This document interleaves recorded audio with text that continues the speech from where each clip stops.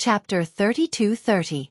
Under Lu Jinyu and Jiang Shen's dumbfounded gazes, Mu Yaja sat on the floor and ordered, "Someone come and hold me down." Qin Zhou immediately walked over and held him down. Mu Yaja held the back of his head with both hands and started to sit up. Lu Jinyu broke out in a cold sweat as he watched. Inside the door, Gong Jie urged, "You have to be the best man too." Jiang Shen cried and begged, "Brother-in-law, spare me." Gong Jie said coldly, "Who's your brother-in-law?" Jiang Shen smacked his forehead. I can't call him that." He threw himself against the door and cried, "No matter who you are, you're the gatekeeper. You can't play like this. After 100 push-ups, my legs are weak. If I have to do another 100 sit-ups, I'd better jump down from upstairs." "Just jump. It's only the second floor anyway." Lu Jinyu leaned against the door and discussed, "Brother, think about it from another perspective. On the day you get married, if your wife's biological brother stands at the door and asks you to do 100 push-ups, you won't be able to take it." Gong Jie said disdainfully, "To me, 100 push-ups is nothing. You guys are too weak." Weak. Lu Jinyu and Jiang Shen were not convinced when they heard this. How dare he call us weak? No. Prove it to them. 100 sit-ups is a piece of cake. With that, Lu Jinyu sat on the floor and let Jiang Shen hold his legs down as he sat up. After everyone was done, Mu Yaja stood at the door, but Gong Jie still had no intention of letting him in. Xiao Shui ran out of the boudoir and walked to Gong Jie's side. Seeing that the poor groom had not been let in, she did not know whether to laugh or cry. "Xiao Jie, are you still not letting him in? Don't let the bride wait too long." Gong Jie said, "Help me tell sister that the bride should be more reserved." Xiao Shui. In the end, it was Mu Shi who ran out to plead for mercy. Only then did the Gong Jie reluctantly open the door and let Mu Yaja in. As soon as Mu Yaja walked in, his aura surged. Hua Jin was frightened by his aura and immediately raised his hands in surrender. "Brother-in-law, this is definitely not my idea." Gong Jie held his head high and puffed out his chest. He even said in disdain, "I'll let you off today." Mu Yaja.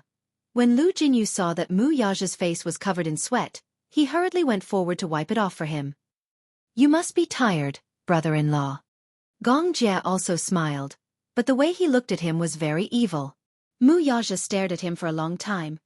His face tense for a while, then suddenly revealed a peerless smile. "Just you wait. You will also have this day." Gong Jie also smiled provocatively.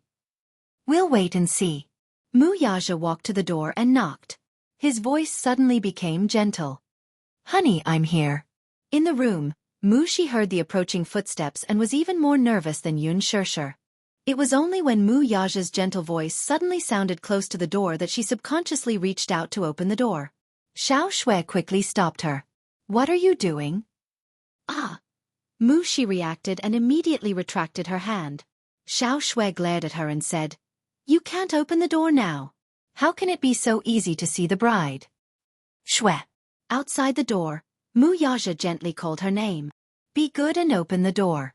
For a moment, Xiao Shui was mesmerized by his magnetic voice and subconsciously reached out to open the door.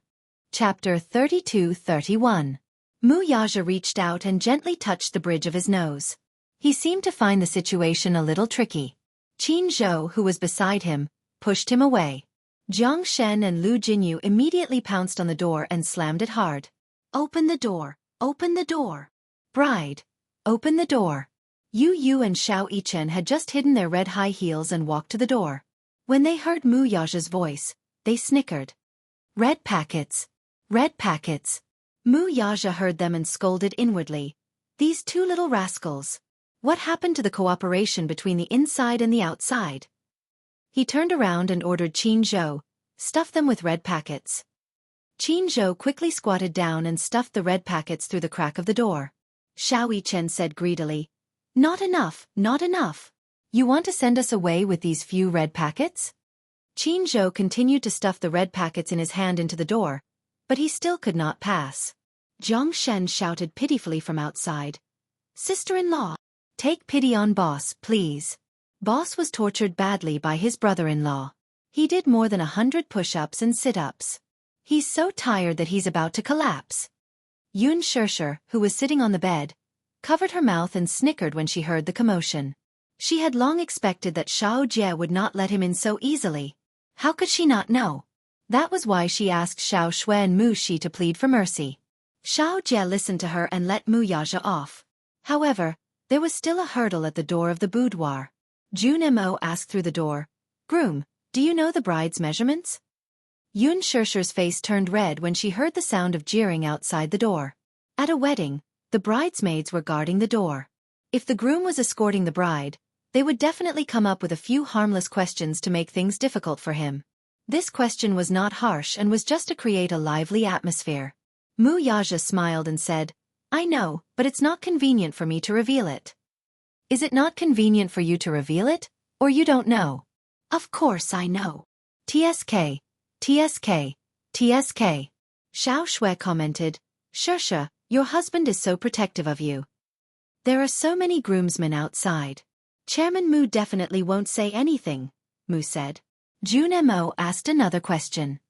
"Groom, the bride is asking you if you have anything to say to her?" She quickly defended herself. "Jun Mo, I didn't say that." "Shoo." Jun Mo gestured for her. "Shusher Mu Yajas. I love you, Shusher, I love you." This was Mu's of his heart. Qin Zhou was to Qin. However, Qin Zhou was not satisfied and said, "CEO Mu, that's all you've got?" Mu Yaja smiled. "I'm not done yet." Held. "In the past, I only dared to say, 'I like you,' because the words 'I love you' were too unfamiliar and too heavy. But from today onwards, I will say, 'I love you' to you every day. I've never been good at expressing myself, and I've made you suffer a lot. Along the way, we've been through ups and downs. Because of my personality, I'm not good with words and I don't know how to sweet talk. But do you know? Every time I see you, my heart says I love you to you, whether you hear it or not." Jun Mo and Xiao Shui looked at each other. They were touched by his confession. Chapter 32-32. Mu Yaja continued, "I, Mu Yaja, swear. I'll protect you for the rest of my life so that you won't have to wander around and have no one to rely on. No matter how difficult the obstacles are, I'll overcome them for you." Mu Shi wavered when she heard this. She said to Jun Mo, "Why don't we let the groom in? Don't make things too difficult for him." "Okay." Jun Mo then said, "However, we can't let him in so easily. Groom, why don't you sing another song to the bride?" "Sing." Qin Zhou sized up Mu Yaja and was a little worried. "Mr. Mu, can you sing a cappella?" Mu Yaja deliberated for a moment. Suddenly, he tugged at his tie gently and sang softly. "I want to sing to you while I'm young and picturesque, while I'm young and have sex, my dearest person. The journey is long. Let's be together. I'll sing to you. Give me your pure and innocent smile. We should be happy and blissful sunny times. I'll sing to you, touch you with my burning feelings. Okay, time is worth reminiscing and lingering, shy and blushing face. Who can replace you? While I'm young and have sex, my dearest person. The journey is long. Let's be together." Yun Shirshir sat on the bed and listened. His voice was still clear through the door. He sang very well. In the past, she had always wanted him to sing to her, but he seemed to be very stingy and reserved. He was always reluctant to sing. Now, she was going to use this opportunity to feast her ears. The door slowly opened a gap. Jun Mo blocked the door and cleared her throat. "Groom, do you want to come in?" Seeing that the door was open, would Lu Jinyu and the rest give it a chance to close it? The group of people worked together to break the door open. However, even though they broke the door open, they still had to consider the 3 bridesmaids in front of the door, lest they get hurt by the door. Yu sighed. "Daddy, congratulations on passing." Mu Yaja was in no mood to pay attention to him. At this moment, all his eyes fell on the bride sitting on the bed. It was almost 9 o'clock in the morning, and the sun shone through the window at an angle. Yun Shirshir was wearing a red shioha dress as she sat upright on the bed. The gold border of her dress seemed to be plated with holy light. Her exquisite makeup, picturesque eyebrows, and bright red lips, however, did not appear to be rich. Instead, they appeared especially charming and seductive. Mu Yaja felt his body heating up. However, he knew that it wasn't because of the Gong Jie forcing him to drink 2 glasses of wine outside the door. It was because the woman in front of him was so beautiful that it was too tempting. Each of her outfits was custom-made by a famous designer. Her long hair was tied into a bun, and there weren't many decorations on it. A golden hairpin was enough to set off her exquisite makeup. Mu Yaja was looking forward to seeing her in a wedding dress during the lawn wedding. She would definitely be beautiful, dazzlingly beautiful. He slowly walked in front of her, knelt down on one knee, and presented the bouquet in his hand to her. "Madam, I'm here." Yun Shirshir was shy and nervous as she looked at the bouquet in his hand. Her hands were intertwined because of uneasiness. Mu Yaja gently guided her. "Madam, come with me." Yun Shirshir's gaze landed on him. Today, he was dressed more formally and handsomely than ever before. Chapter 32-33. He was dressed in a tailored suit, which made him look tall and slender. His hairstyle had also been carefully styled, and his handsome facial features had added a bit of heroic spirit to them. Even though they were together every day and hugged each other to sleep every night, today's occasion was too special. Coupled with the man's formal dressing, he looked even more handsome than before. It was to the extent that her heartbeat gradually lost its rhythm. Junimo reminded her cautiously, "Shirshir, have you received the bouquet? The groom has been kneeling for a long time." Mu Yaja's affectionate look moved even the bridesmaids, and they could not bear to make things difficult for him. Yun Shirshir then reached out and gently took the bouquet from her. Before she could retract her hand, Mu Yaja's large palm covered her hand and held it tightly. He leaned forward slightly and hugged her shoulders. Mu Yaja whispered into her ear, "My wife, you're so beautiful today." Yun Shirshir's face burned again. She was so embarrassed that she did not know what to do in front of everyone. Yu and Xiaoyi Chen suddenly said, "Daddy, you can't take Mommy away now, okay?" "That's right. Daddy, you can't take Mommy away yet." The group of people was secretly amused by the two amusing little fellows. Mu Yaja was a little puzzled. "What's wrong?" "Here. Look at Mommy's feet."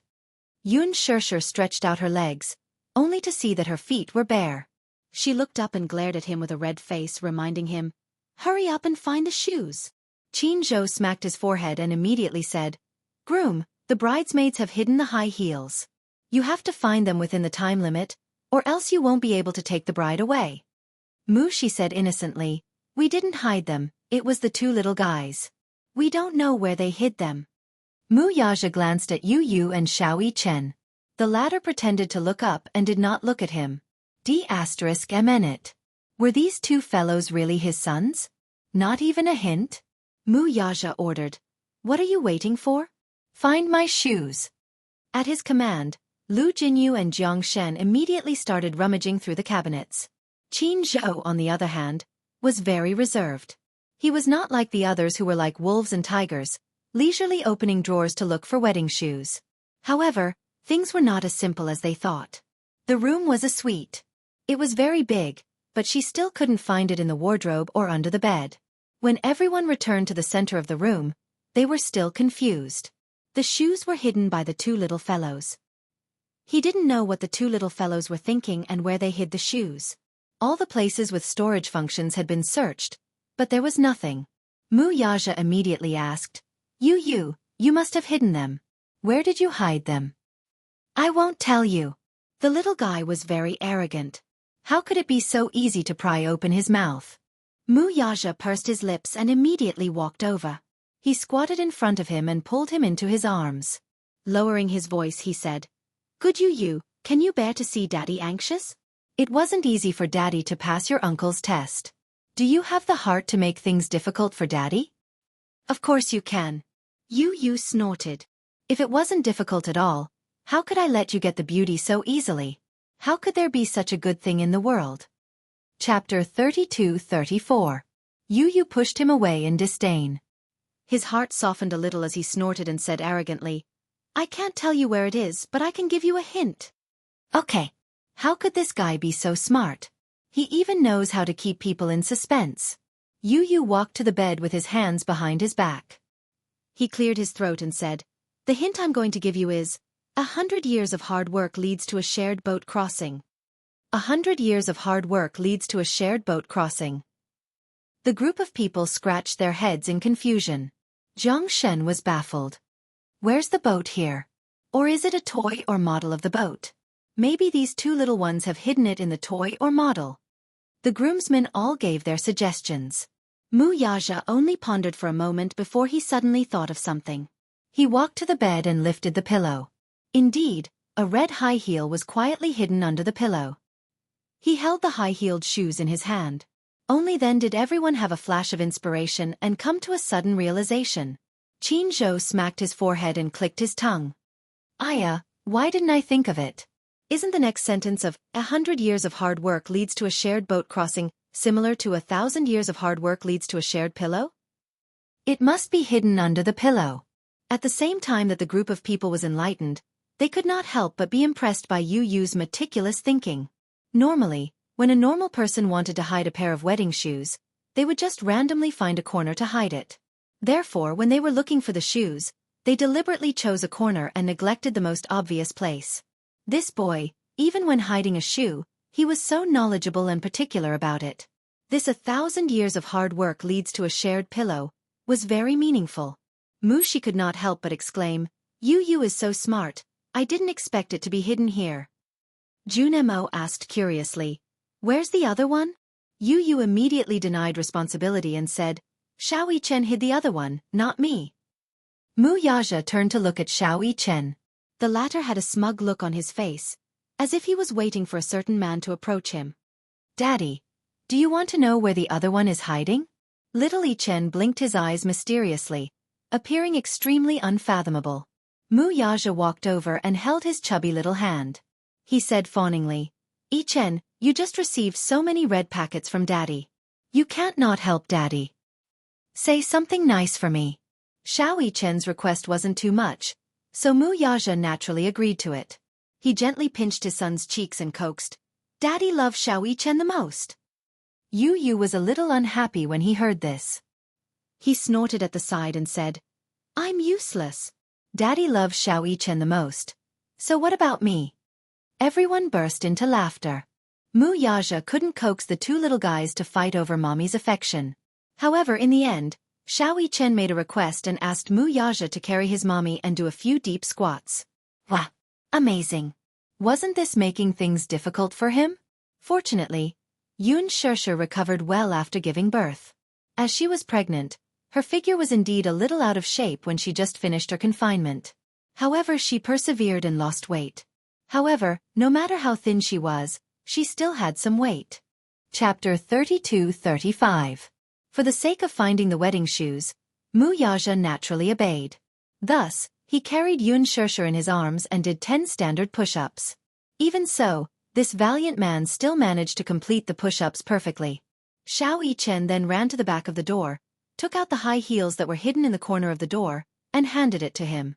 Hua Jin, who was standing beside him, said, This is shameless. If the groom didn't find it, it doesn't count. Xiao Yichen put her hands on her hips and said, Why doesn't it count? I'm the groom's son. If I find it, it'll count as Daddy finding it. Okay. It counts, it counts. Hua Jin held back his laughter and nodded. Mu Yaja walked to the bed with a pair of wedding shoes and knelt on one knee. The wedding shoes were a beautiful red with high heels and lace as embellishments. He said gently, My wife, I'm going to put on the shoes for you. Yun Shusher looked at him, and he looked back at her. His handsome eyes seemed to contain a vast universe, deep and enchanting. She remembered that she had read a fairy tale about Cinderella in the past. The prince had also knelt in front of Cinderella like this and carefully put on her crystal shoes. In the past, when she was pregnant, she could only wear sneakers. When she went out for a walk, her shoelaces would occasionally loosen, and he would patiently crouch down to tie them for her. But now, when he held the high heels and was about to put them on for her, she still blushed because of shyness in front of so many people. Her cheeks, which were originally blushed, now had a charming blush on them. She shyly lifted the hem of her dress and slowly stretched out her bare feet. He reached out his hand and held her small foot with one hand. He gently put the high heels that symbolized happiness and nobility on her foot. My wife, come with me. Seeing this scene, everyone cheered excitedly. Shi immediately sprinkled the petals on the happy newlyweds. Mu Yaja held her hand and kissed her passionately. At the side, Yu Yu and Xiao Yichen covered their eyes shyly. They felt shy, but they could not help but peek through the gaps between their fingers. Mu Yaja carried her in his arms. Gong Jie made things difficult for him. He blocked the elevator door and asked him to carry her down the stairs and then carried her to the wedding car. Yun Shishir didn't know whether to laugh or cry. Xiao Jie, you don't have to make things difficult for your brother-in-law anymore, right? Gong Jie raised his head arrogantly. It's not that easy to marry my sister. Yun Shishir still wanted to say something, but Mu Yaja beat her to it. That's fine too. I want to hold her for a while longer. He bowed his head and hugged her even tighter. He carefully carried her down the stairs. She was a little worried. After all, they had to go up the 3-story stairs and pass through the garden. He had done so many intense exercises earlier, including push-ups and squats. She was worried that his stamina would not be able to take it. Can your stamina take it? Mu Yaja bowed his head and looked at her deeply. There was a hint of ambiguity in his eyes. He smiled and said, Don't worry. I still have to save enough energy for tonight's wedding night. When she heard this, her face turned even redder. Why was this man still saying such indecent things even now? She was angry and amused at the same time. Mu Yaja saw that her face was very red, but it looked even more charming. He could not help but lower his head and kiss her cheek. Chapter 32-36. The groomsmen behind them could not take it anymore. Their mouths were stuffed with dog food and they could not take it anymore. I say, you two newbies, you should stop before you go too far. Consider us. That's right. Why did I have to be Chief's groomsman? I can't take it anymore. I can't take it anymore. Qin Zhou muttered painfully. I want a wife too. His words resonated with the 2 single dogs, Jiang Shen and Lu Jinyu. A single dog is still a dog. Chief, please be merciful and stop abusing the single dogs. You have to cherish the little animals. Yun Shishir became even more bashful at their incessant chatter and shyly buried her face in his chest. Mu Yaja's lips curled into a smile. When he turned around, his expression was stern. You guys should know when to stop. The group of people immediately shut up. He carried her downstairs and walked out of the door, only to find it crowded with people. Yun Yeqing was sitting in a wheelchair with Min Yu pushing it. He was waiting at the door. When he saw Yun Shishir being carried out by Mu Yaja, he was so touched that he could not help but shed tears of joy. Min Yu immediately took out a handkerchief and gently wiped his tears. Yun Yeqing sighed. I have no regrets in life now that I've seen Yun Shishir be happy and see her off on her wedding day. Min Yu nodded and patted him on the shoulder comfortingly. Uncle, today is your daughter's big day. You can't cry. Yun Yeqing hurriedly nodded, holding back his tears of gratitude as he looked on with teary eyes. Zhang Wansan brought his wife over. They came with heartfelt blessings. When they saw Mu Yaja carrying Yun Shishir out, they congratulated him. The little boy who bullied Yu that day was also present. However, this time he came with gratitude. When he went home that night, he closed his eyes. However, Yun Shishir's gentle eyes appeared in his mind. Perhaps, Yun Shishir's act of kindness had completely changed Zhang Wansan's family. Therefore, they were grateful and gave their best wishes to their wedding. When Yun Shishir saw that so many people were watching, she blushed and said, There are so many people, you should put me down. No need. But, Yun Shishir looked around shyly. Seeing so many people surrounding them and looking at them, she felt a little embarrassed. Mu Yaja said, Ignore them. From the entrance of the villa to the main entrance, there was a long red carpet. However, this red carpet was a little special. It was covered with rose petals. From afar, it looked like it led to the Garden of Eden. A gentle breeze blew over, and the thick layer of flower petals on the carpet fluttered in the wind. At a glance, it was as if one was in a sea of flowers, romantic and beautiful. This gave her quite a pleasant surprise. Yesterday, these petals didn't even exist. Mu Yaja must have sent someone to lay out the red carpet and flower petals this morning. No wonder Xiao Shui could not hide her amazement when she walked in and said that she was especially looking forward to this wedding. She must have looked forward to it after seeing this romantic arrangement. These rose petals in sight were all genuine. It was not cheap to lay them out from home to the main entrance. He had spent a lot of money on this wedding. She was both heartbroken and touched. Chapter 32-37. However, he had said that this was the only wedding he had in his entire life. He had made it grand, not to show off, but to give her an unforgettable memory. He would record the entire wedding. He would keep this recording well. After the vicissitudes of time, when they were old and gray-haired, they would look back on these beautiful images together and feel a lot of emotions. At that time, he would tell her that he would use his entire life to fulfill the promise he had made at the wedding. He carried her and walked to the main entrance. The fleet of cars was quietly waiting for the happiest couple in the world at that moment. The chauffeur opened the car door. He carefully lifted the hem of her dress and helped her into the back seat. She shyly held his hand tightly. Under the envious gazes of everyone, she slowly rolled up the car window. Only then did she relax a little. She leaned her head on his shoulder and clutched at her heart, which was thumping non-stop.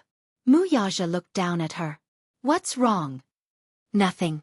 I'm just a little nervous. Later, do we need to welcome the guests?" "I'll be in charge of welcoming the guests." Then he knew that she was nervous, so he kissed her little mouth to comfort her and said gently, "Madam, don't be nervous. This is a wedding, not an execution ground, okay?" Yun Shirshir nodded. The wedding venue was set at Yun Shan's poetic villa. Mu Yaja had sent people to seal off the huge holiday villa within a 10-mile radius.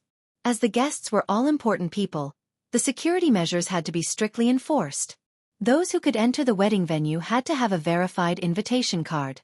Otherwise, no matter how influential they were, they would not be able to enter the wedding venue. The Rolls-Royce stopped at the entrance of the venue. Mu Yaja held her hand and got out of the car.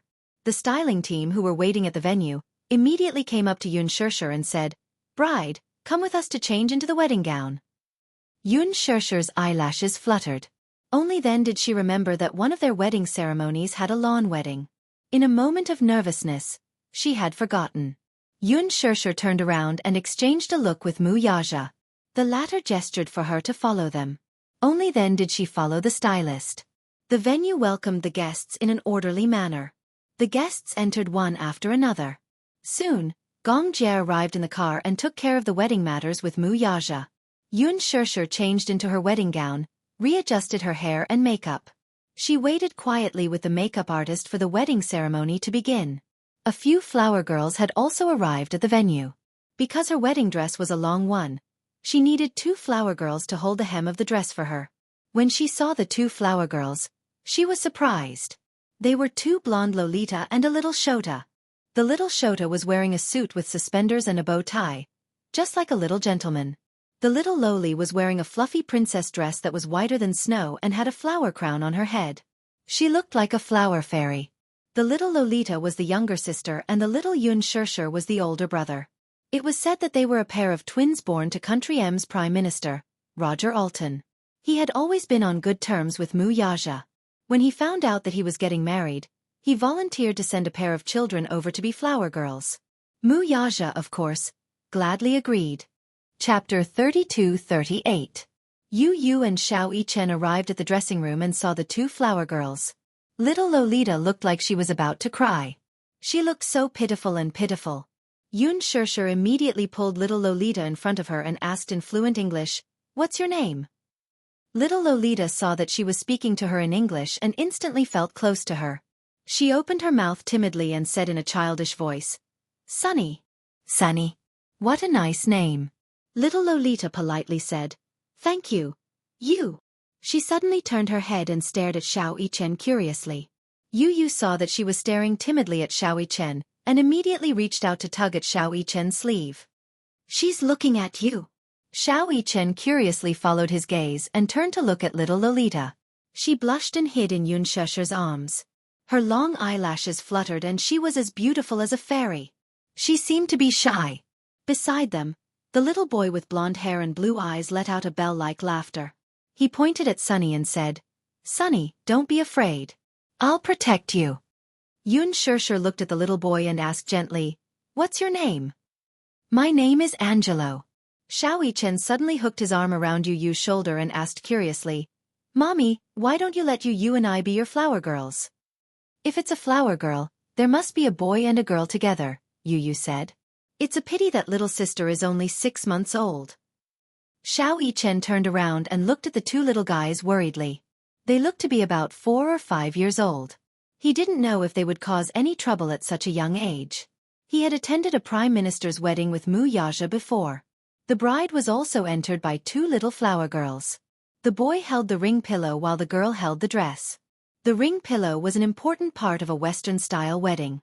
The ring was tied to the pillow and the flower girl would pass it to the bride and groom. Then, the bride and groom would exchange rings. However, after entering the venue, perhaps because she saw so many guests at once, she got stage fright. She accidentally stepped on the hem of her wedding dress and fell to the ground. Before she could cry, the little boy beside her saw her fall and was so frightened that he fell to the ground and hugged the ring pillow in his hands and started to bawl. The crowd's children's, but they didn't know whether to laugh or cry when they saw how uncooperative they were in such an occasion. Evens crying, as the wedding ceremony was to continue. To the wedding ceremony to stop crying, Lolitas. Finally, you, and she, you. To you, to you mommy. Calm. You, he. To it, he. Two. Twos. To the yos. Her cries of despair echoed throughout the hall. Chaos ensued. In the end, the adults had no choice but to carry the two little guys off the stage. Only then could the wedding proceed. Xiao Yichen's worry was not unfounded. Chapter 32-39.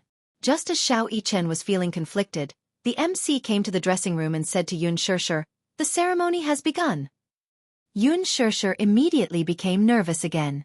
The MC brought two flower girls to the venue. When Yu saw that Yun Shishir was still sitting there uneasily, he walked up to her and said, "Mommy, why are you still standing there like a fool? The ceremony is about to begin. You can't let Daddy wait for too long." Yun Shishir clenched her fists and said to him, I'm a little nervous." When Yu heard this, he smiled helplessly. He walked up to her and gave her a gentle hug. Yu is nervous too, but I'm more looking forward to it than nervous. He had already adjusted his state of mind.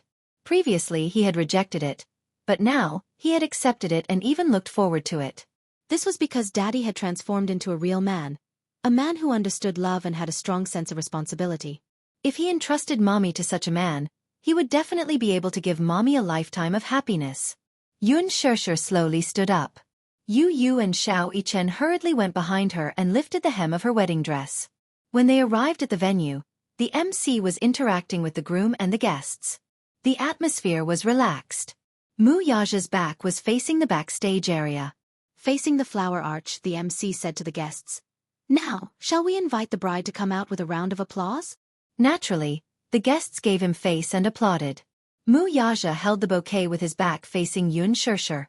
Just as Yun Shishir was about to walk up to him, Gong Jie suddenly stopped her and said, "Shoo." Then he tiptoed behind Mu Yaja. The guests were trying hard not to laugh. Even Yun Shishir was amused by Gong Jie. She covered her mouth and snickered. Gong Jie stood behind Mu Yaja and deliberately lowered his posture. He gently put his arm around his waist, looking like a cute and lovable bird. It was really amusing.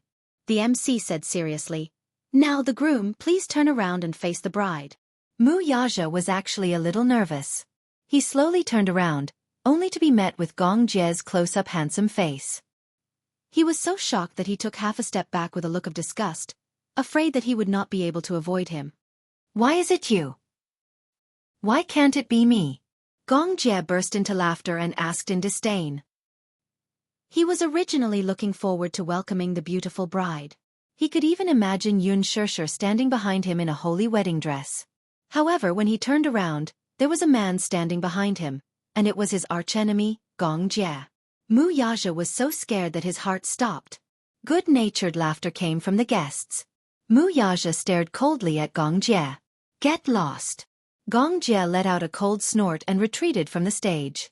The MC immediately said, "It seems that the groom is not sincere enough to welcome the bride.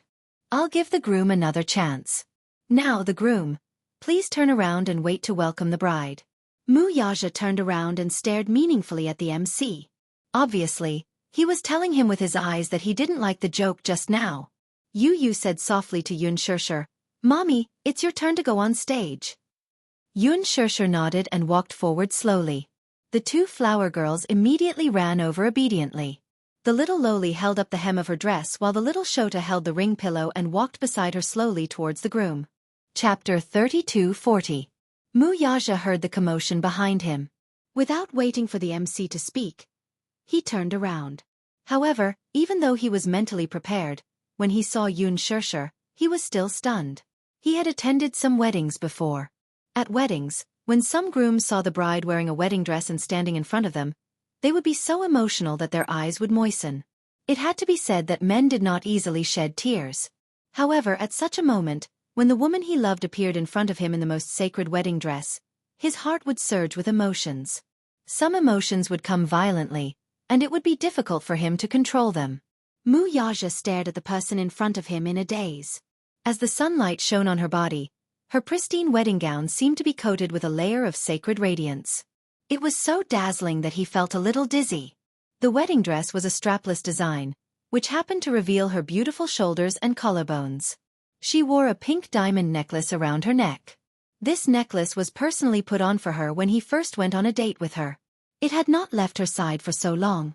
Originally, the stylist wanted to give her a sparkling diamond necklace, but she preferred this special necklace, which unexpectedly matched the wedding dress very well. The wedding dress was designed by a famous designer. It was tailor-made, and the waist design completely showed off her exquisite figure.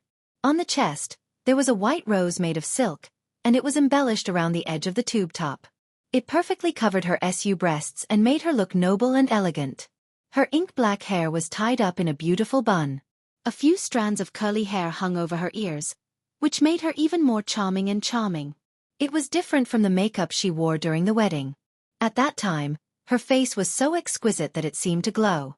Her delicate eyebrows were like the clouds in the distant mountains. Her jet-black eyelashes were long and curly. Without much eyeshadow, her eyebrows and eyes were as beautiful as a painting. Her perky nose bridge did not need any highlight decorations.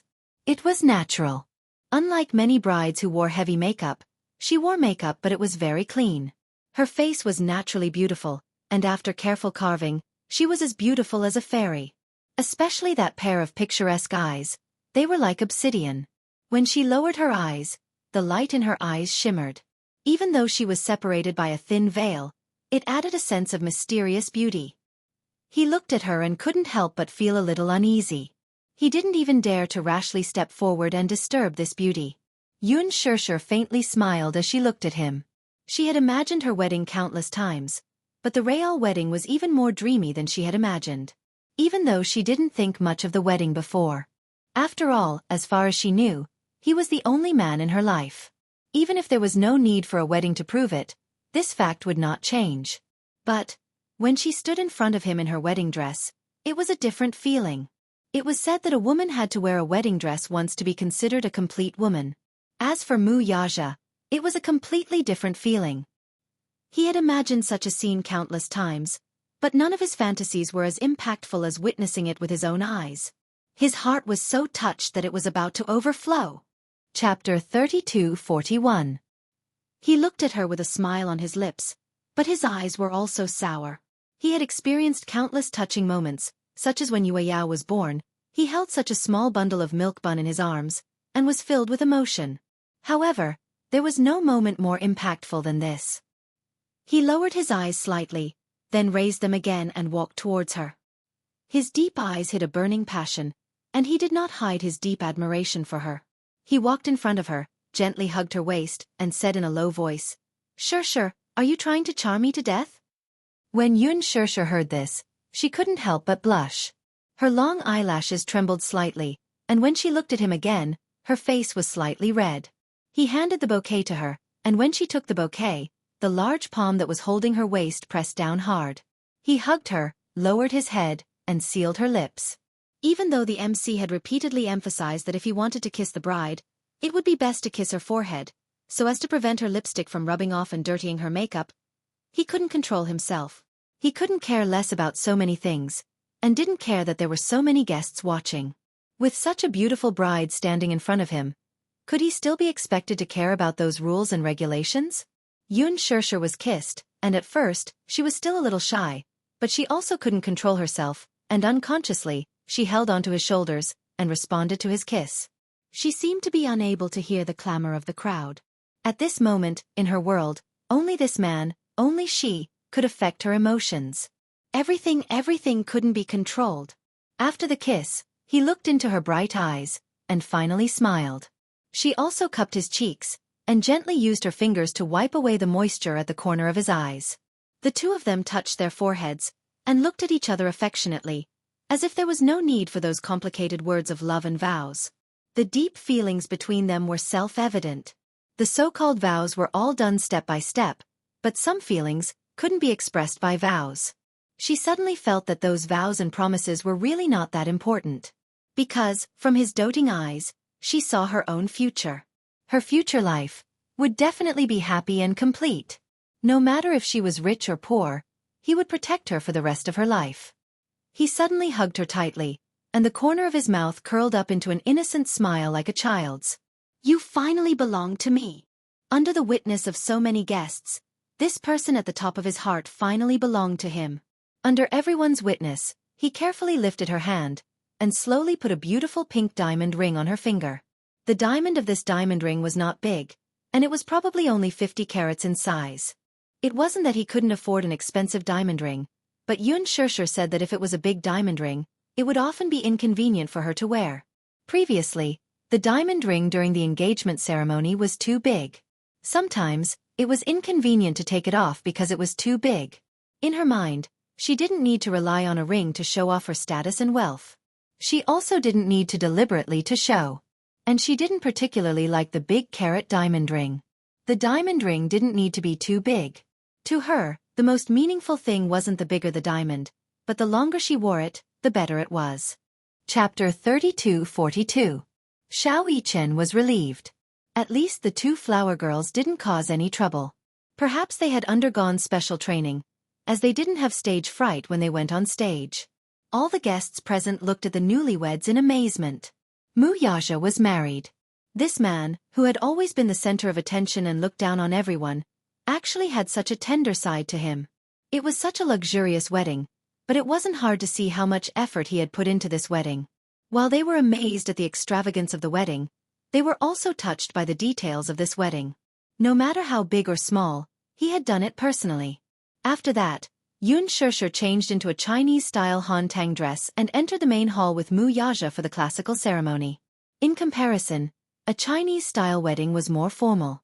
However, even after the touching kisses on the lawn, the guests were still jealous. The men were jealous that Mu Yaja could marry such a beautiful wife. The women were jealous that Yun Shirshir could marry a man who loved her so much and treated her like the apple of his eye. Her life could be said to be perfect. After the ceremony, when the guests were about to take turns to toast, the door of the hall was suddenly pushed open. The door of the hall was extremely heavy.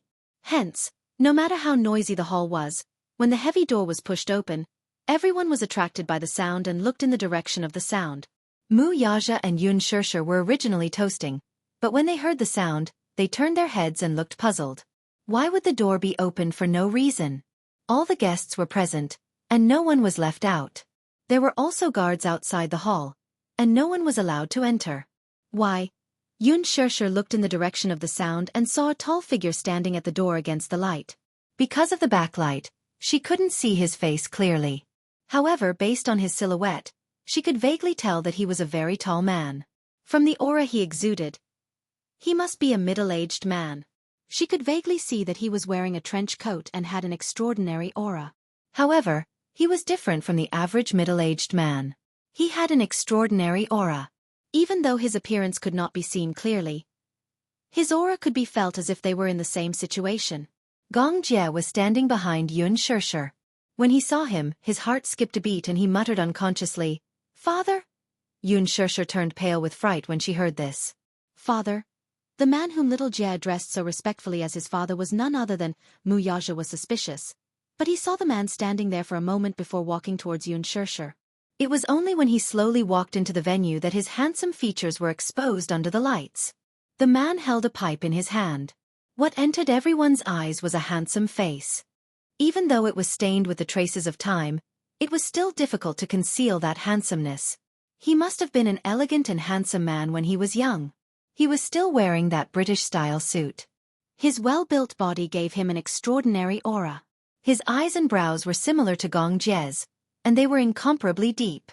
It was hard to imagine that such a man's real age would be. He looked like he was only in his 30s, but after experiencing the vicissitudes of life and the vicissitudes of time, his every movement exuded a charming aura. Chapter 32-43. Yu Yu was also shocked. He could vaguely recognize that this man was the rumored founder of the Hurricane Group, Gong Xiaoying, the head of the Gong family. Previously, Gong Jie had shown him a photo of Gong Xiaoying, and it had left a deep impression on him. Now that he was seeing it with his own eyes, he was extremely shocked. Gong Xiaoying walked slowly into the hall.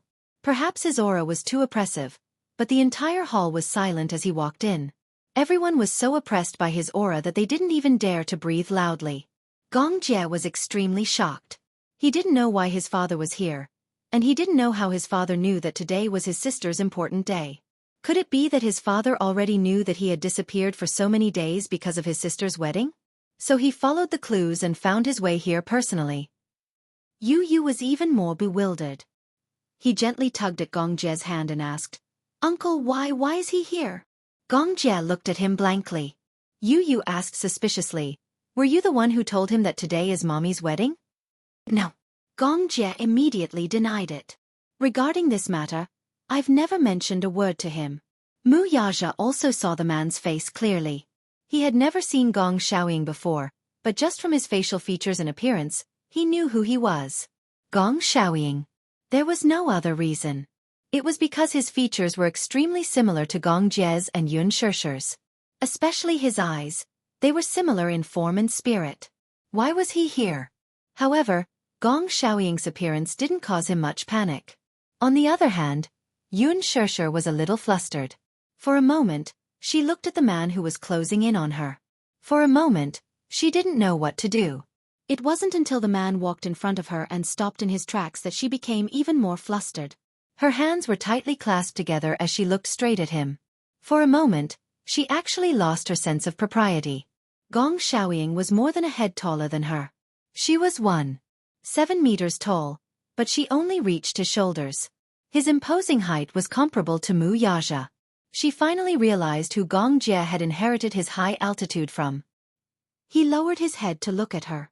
Although the woman in front of him was already 25 years old and a mother of 3, in his eyes, no matter how he looked at her, she was still a child. When he saw the face up close, Gong Xiaoying tried his best to remain calm, but his mind was still in turmoil. On one hand, it was because this face was too similar to the woman he had been dreaming about for decades. On the other hand, it was because the beautiful woman standing in front of him was his own flesh and blood. She was beautiful, really beautiful. She looked exactly like her mother when she was young. He had always thought that this daughter of his had unfortunately died a few years ago. His heart ached so much that he thought he would never see her again in this lifetime. However, it wasn't until he saw her face up close that he believed the truth. His daughter was still alive. For a moment, Gong Xiaoying was at a loss for words. He just looked at her quietly, wishing that he could use this limited time to make up for the 20 years he had missed. Yun Shishir didn't know what to do.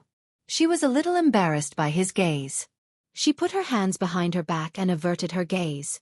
Gong Xiaoying finally spoke. "Raise your head." She looked up and met his deep eyes. Chapter 32-44. Gong Xiaoying looked at her seriously. His gaze fell on her brows and eyes, then moved down to her upturned nose. She looked exactly like Mu Qingqing. Her cherry lips were charming and moving, just like in his memory. She stood on the stage, holding the microphone and singing a decadent love song. She was very flirtatious. So similar. So similar. Her appearance seemed to slowly overlap with the appearance of the woman in his memory. The more he looked at her, the more Gong Xiaoying's hands trembled. He subconsciously raised his head, wanting to touch her, but he was afraid. He was worried that this was just an illusion. Shishir. He called her name. That was his daughter's name. The woman standing in front of him was the daughter he had missed for more than 10 years. The daughter that woman had given birth to for him. Gong Xiaoying could not help but feel his heart ache. The memories that had been sealed in his heart seemed to have broken out of their cocoons. Scenes after scenes flashed before his eyes like a merry-go-round. The first time he met Mu Qingqing was at a banquet. At that time, he was a young man in his early 20s. It was the time when he was young and vigorous. He had also been a playboy and had many women. Born in a maritime family, He had traveled extensively and had seen a lot of the world. His heart gradually became wild. The reason why he came to the capital was that as the heir, he had followed his father to the capital to attend a business meeting. At night, there was a banquet and his father asked him to attend on his behalf. At the banquet, he saw her. Mu Qingqing was wearing a gorgeous gown. Although it was in the style of the 90s, it could not hide her unparalleled elegance. Once his eyes met hers, he couldn't take his eyes off her anymore. Gong Xiaoying had been educated in the West since he was young. Hence, he was open-minded, unlike the reserved Asian men. He recognized her and extended an olive branch to her, inviting her to dance with him. At first, Mu Qingqing accepted her invitation only because she was too embarrassed to refuse, so she agreed. At that time, Gong Xiaoying was definitely a playboy. Even though she had seen many men in her career as a singer, she had never seen such a handsome man. So much so that when she was dancing, she repeatedly made mistakes because of her nervousness. However, he didn't mind at all. Instead, he felt that her nervous appearance was actually very cute. Gong Xiaoying was also a powerful figure. After just one dance, he had already figured out her identity and background. Therefore, the story of a romantic love affair was a natural development. What he remembered most was when he asked her to go on a cruise. At that time, it was still the Lantern Festival. He had booked the pleasure boat. She wore a cheongsam to attend. Her graceful figure was charming and moving. He was a normal man. With a beauty in his arms, he couldn't help himself and had her on the boat. She had also retreated because she was reserved. After all, they had only been in love for a few months at that time. Although they had survived in a nightclub environment, her personality was relatively conservative. But what kind of man was Gong Xiaoying? After a round of lovey-dovey, he had conquered her. At night, she wore his jacket and leaned against the side of the boat. She stretched out her slender jade hands and played with the clear ripples of the lake. On the surface of the water, one by one, there were lanterns floating by. She had made a wish that she could accompany the person she loved for life. Chapter 32:45. She was not his only woman. In the past, when he traveled with his father to various countries, he had also befriended some socialites from the upper-class society. However, most of them could not hold on to him and would often be thrown to the back of his mind after the passion. It was not that he was too promiscuous. It was just that some fate did not belong to each other. However, when fate brought them together, success came naturally. At that time, he really believed that this woman would be his lifelong companion. However, later on, when Mu Xing found out about their relationship, he strictly forbade her from seeing him again. Mu Qingqing, on the other hand, had a secret rendezvous with him behind his back. She said, "Brother Xiaoying, I've decided on you in this life. You can't let me down." When he heard this, he was overjoyed. As he kissed her, he promised her, "Qingqing, I'll never let you down. With you in my life, I won't have any regrets." She even thought that he was a poor lad who came out of nowhere. She even swore to be with him for the rest of their lives, where they would have to haggle over every ounce of necessities. If not, how could a relationship be such a complicated and mysterious thing?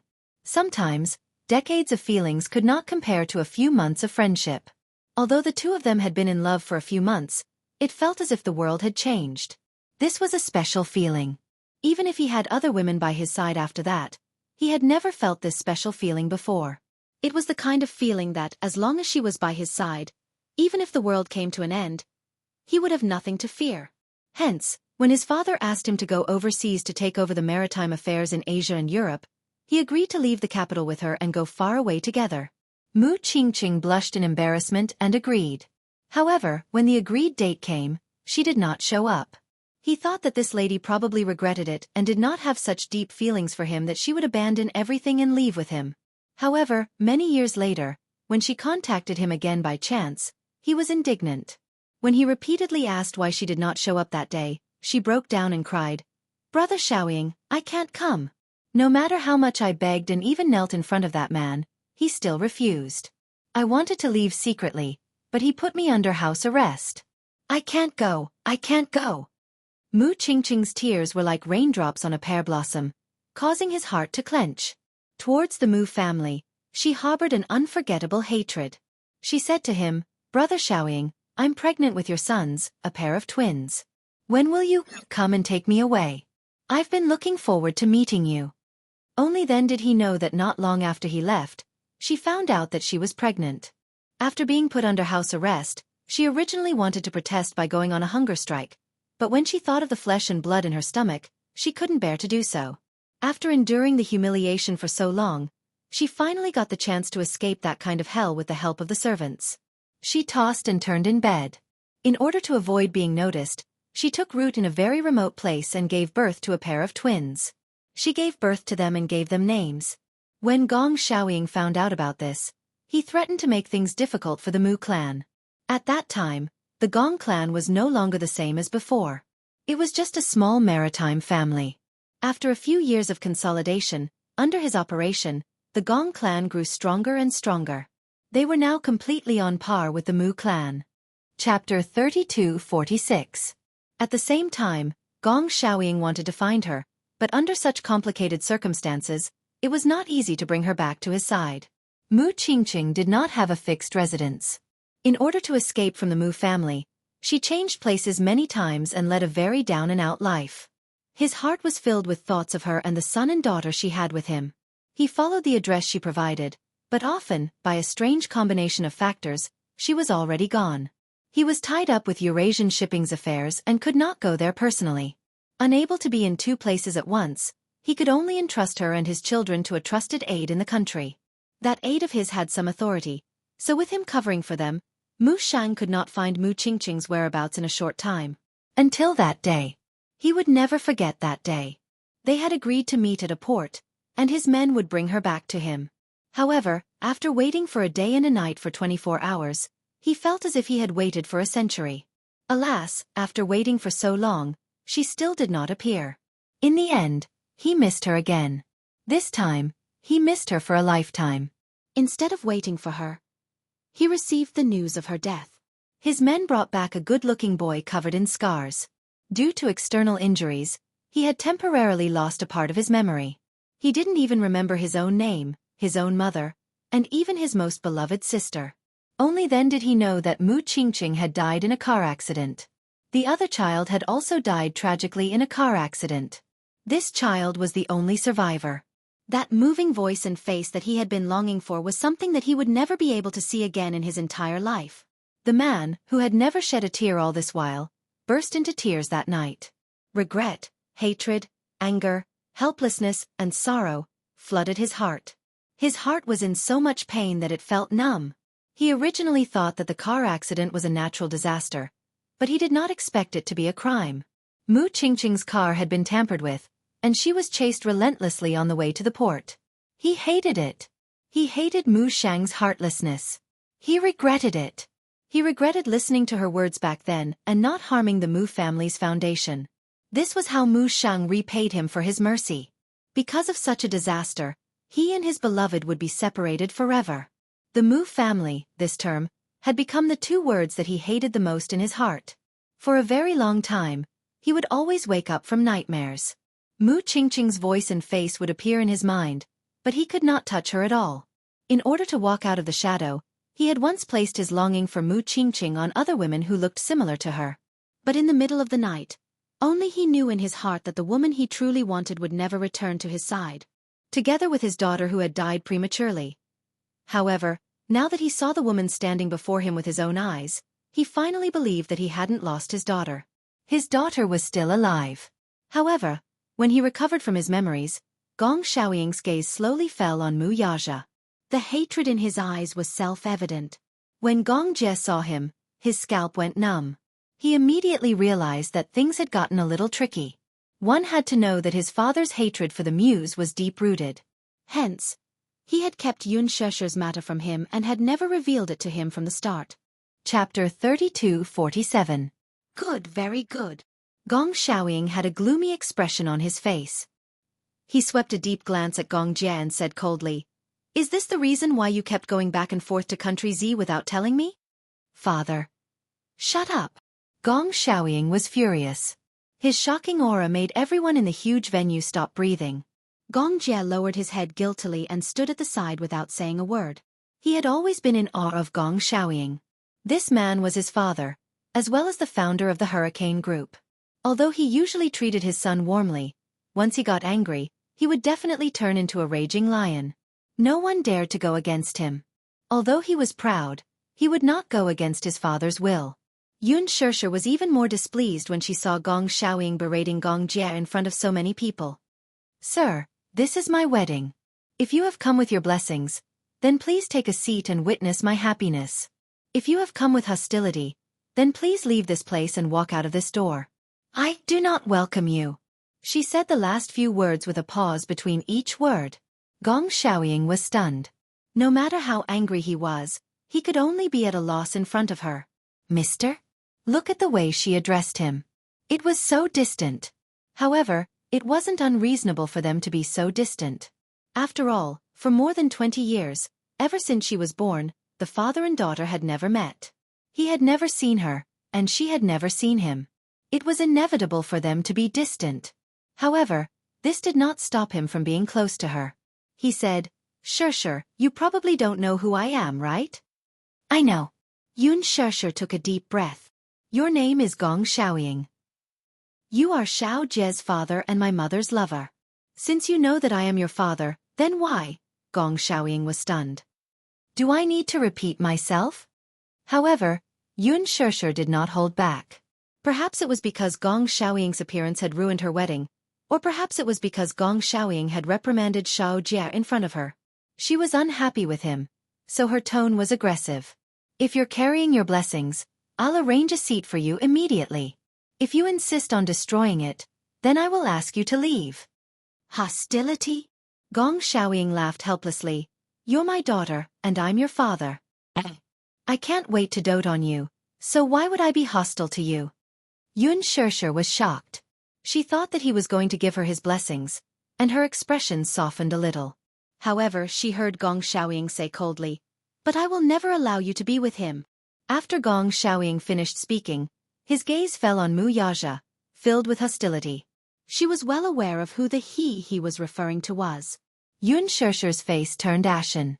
At the side, Yu looked at Gong Xiaoying and then at Gong Jie.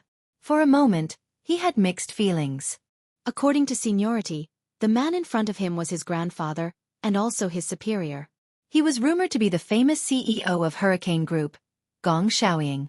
However, why didn't he feel a sense of closeness? Mu Yaja was silent for a moment. It was not because Gong Xiaoying's aura was too intimidating, but he had to take Yun Shirshir's wishes into consideration. After all, this was a matter between father and daughter. If they wanted to acknowledge each other, he could not interfere. Chapter 32:48. This man's appearance was within his expectations, yet it was also beyond his expectations. What he had expected was that the Gong family would find out about Yun Shirshir's existence sooner or later. When that time came, a dispute would be inevitable. What he had not expected was that he would suddenly appear at their wedding, catching them off guard. Yun Shirshir turned to look at Mu Yaja. She suddenly mustered up her courage and reached out her hand, tightly interlocking her fingers with his. She turned to face Gong Xiaoying and smiled. Since you don't give us your blessings, then, can I ask you to leave this place? Gong Xiaoying's face turned ugly. Today is our wedding. I don't want anyone to ruin it. Including you. Yun Shirshir paused for a moment, then said, If you must acknowledge me as your daughter, then please acknowledge him as well. My husband, the man I have chosen for my entire life. If you can't acknowledge him, then I can't acknowledge you either. Gong Xiaoying's heart turned cold. He questioned her. Do you know who he is? He's my husband. There's no doubt about it. He's from the Mu family. Gong Xiaoying interrupted her. You should know who caused your mother's death. I know. Since you already know. Mr. Gong, then forgive me for asking. Back then, you clearly knew where my mother was. Yun Shirshir's eyes suddenly reddened. She vented all the resentment and anger in her heart. Since you knew where my mother was, since you knew about our existence, why didn't you come to find us personally? If you had come personally, such a car accident would have been avoided, right? Gong Xiaoying was at a loss for words. So why didn't you come? Yun Shirshir's voice gradually became hoarse. She asked mournfully, Do you know how long my mother waited for you and waited for you? Do you know how much she suffered silently for you? Loneliness? Helplessness? Hesitation? Confusion? These were all bestowed upon her by you. When she was young, she used to see her mother sitting by the window, pruning the flowers and looking into the distance. She asked why her mother always sat by the window. His mother was always silent. Until one day, she got up from the windowsill and sat on the edge of the bed in disappointment. She was clearly smiling, but she looked like she was about to cry. I'm waiting for him. She was waiting for the man she loved to suddenly appear in her sight one day. She was waiting for the day when she sat by the window and saw him appear outside the door. He waved at her and said gently, "Ching Ching, I'm late." Yun Shirshir said aggressively, "But why didn't you come? Is it because you have someone else you love, or is it because you are too busy with your so-called career?" She was like a needle piercing him, causing him to feel unbearable pain in his heart. Gong Xiaoying closed his eyes, feeling as if his heart was bleeding. Yun Shirshir said, "What does this mean?" "This means that to you, my mother is probably not as important as glory and wealth, right?" Gong Xiaoying froze. Her words only made him feel a stab in his heart. The old scar seemed to have been ruthlessly torn open again, and it was so painful that it bled non-stop. Those bloody memories appeared before his eyes again. The man staggered and couldn't stand steadily. Chapter 32:49. Mu Yaja's heart ached as he pulled her into his embrace, only to hear her continue hatefully. "You don't understand how torturous it is to wait for someone. You also don't understand how hopeless it is to wait for someone who may never appear in your life. Do you know? My mother used her entire life to wait for someone?" Every word was like weeping blood. Gong Xiaoying was in so much pain that he could hardly breathe. He staggered a step, his body on the verge of collapsing. Gong Jie immediately went forward to support Gong Xiaoying's arm. Heartbroken, he said, "Father, sister and brother-in-law are truly in love with each other. I know how difficult it was for them to get to where they are today. Father, I hope that you won't hold on to those old grudges and give brother-in-law and yourself a chance." He used to hate the Mu family to the core, but in the face of his sister's happiness, he gave in. He also hoped that his father would give in. Gong Xiaoying swatted his hand away and questioned, "Give him a chance? Then, who will give me and your mother a chance?" Yun Shirshir froze. Gong Xiaoying glared at Mu Yaja and said coldly, "The Gongs and Mus are irreconcilable enemies." Irreconcilable enemies, huh? Mu Yaja's lips curled into a smile.